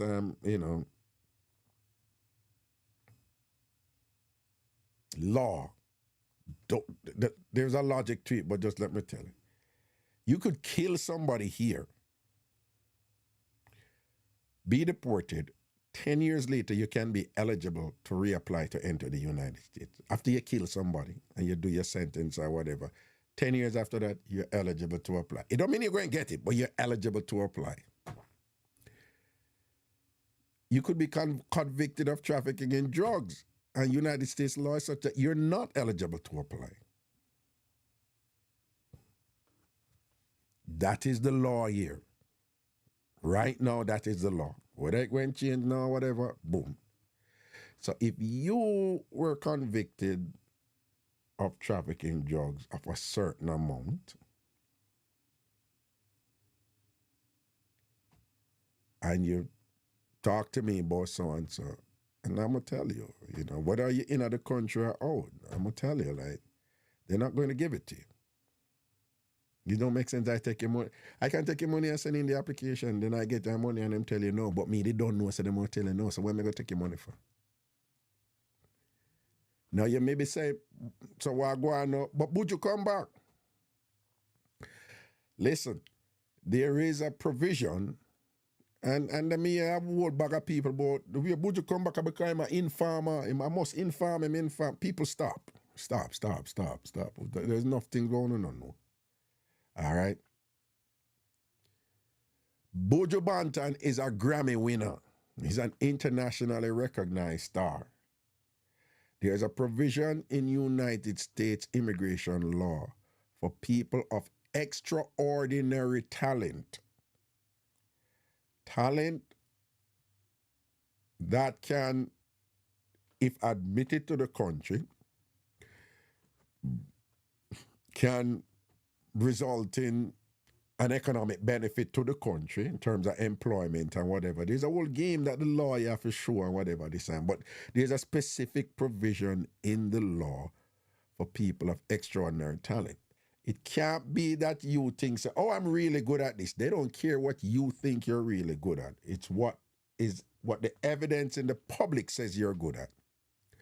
There is evidence in the public that Buju Banton have framed in a certain way, have a particular extraordinary talent and whatever. But of course, you must have a lawyer who make a good argument for it and whatever, this and that, right? I don't know the details, but I suspect that is how Buju came and I'm going to have him show up here and perform again. And a waiver has to accompany that. Now, whether or not there were some other things there, I don't know. But what I want you to know, that what I'm telling you about drug convictions, particularly drugs of a certain amount, pound or more or whatever, particularly if it was done in a trafficking thing or whatever like that, it's a permanent ban. Permanent ban.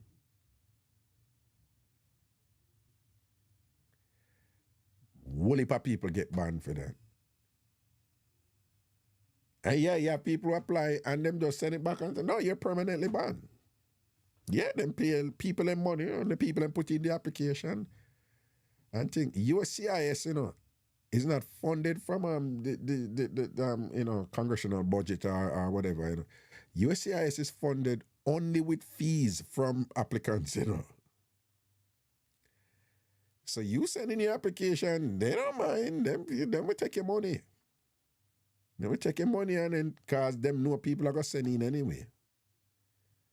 And then we take your money and then tell them, no, you're banned, you can't get it. But you're not getting back your money.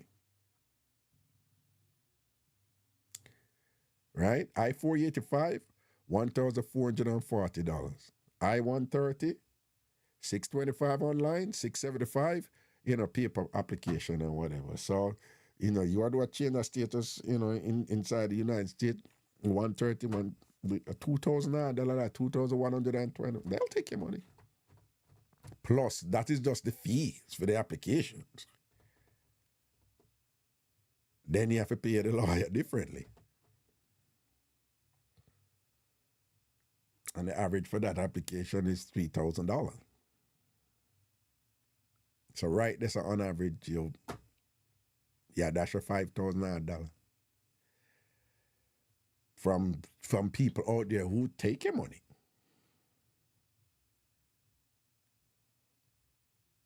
It's thousands of dollars. Then we take it. Kind of fit them, you're desperate. And you just want them to do it, and in a fit them justify it. So I put it in for you. So well, if them get no, that's not my business. Me just to put it in. Be careful. All right. So don't think Buju's situation is reflective of people generally in that situation. It's not. Buju is an exception. Buju is considered extraordinary and exceptional talent. He's a Grammy winner.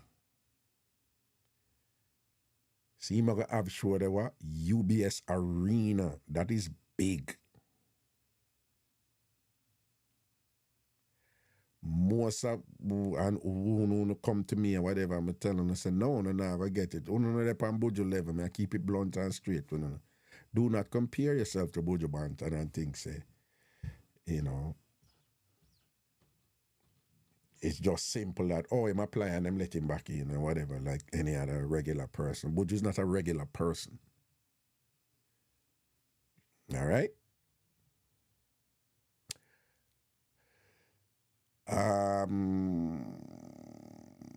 I think that is that. Oh, I didn't plan to say all of that at the end. But, tomorrow not talk and all these things. And it's just interesting,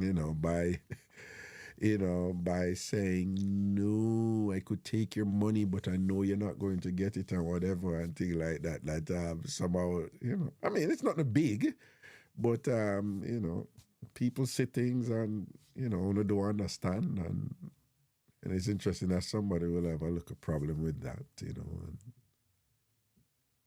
because I don't want to take your money. So I try him to know how to do it. And think, no, I just don't want to take your money because you're not going to get it. If you know you can't get it, I'm going to do it because I know it. And I'm going to put in the application for you or whatever. And it might be that, your circumstances is such that I look a fight off a go on. That's okay. At least there's a pathway for you to get it. You understand? Okay. That is that. I'm out. Okay. But do remember, 929-400-1249. For any immigration matter, send me a text. 929-400-1249. 929-400-1249.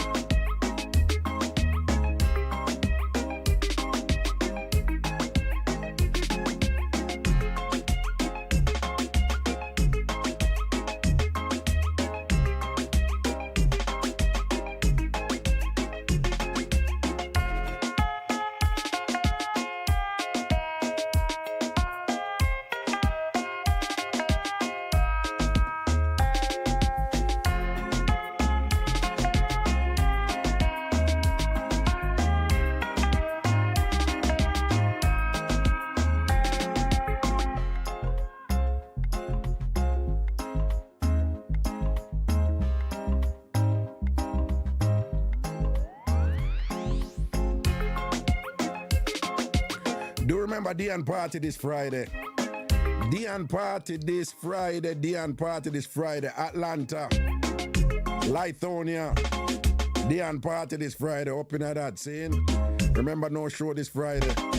Also do remember say next Monday I leave for Ghana. Alright? But I'm leaving in the night, so I think I'm going to have a show in the afternoon. Because I'm leaving late in the night. Alright? Next Monday. Monday I come. Bless up on yourself.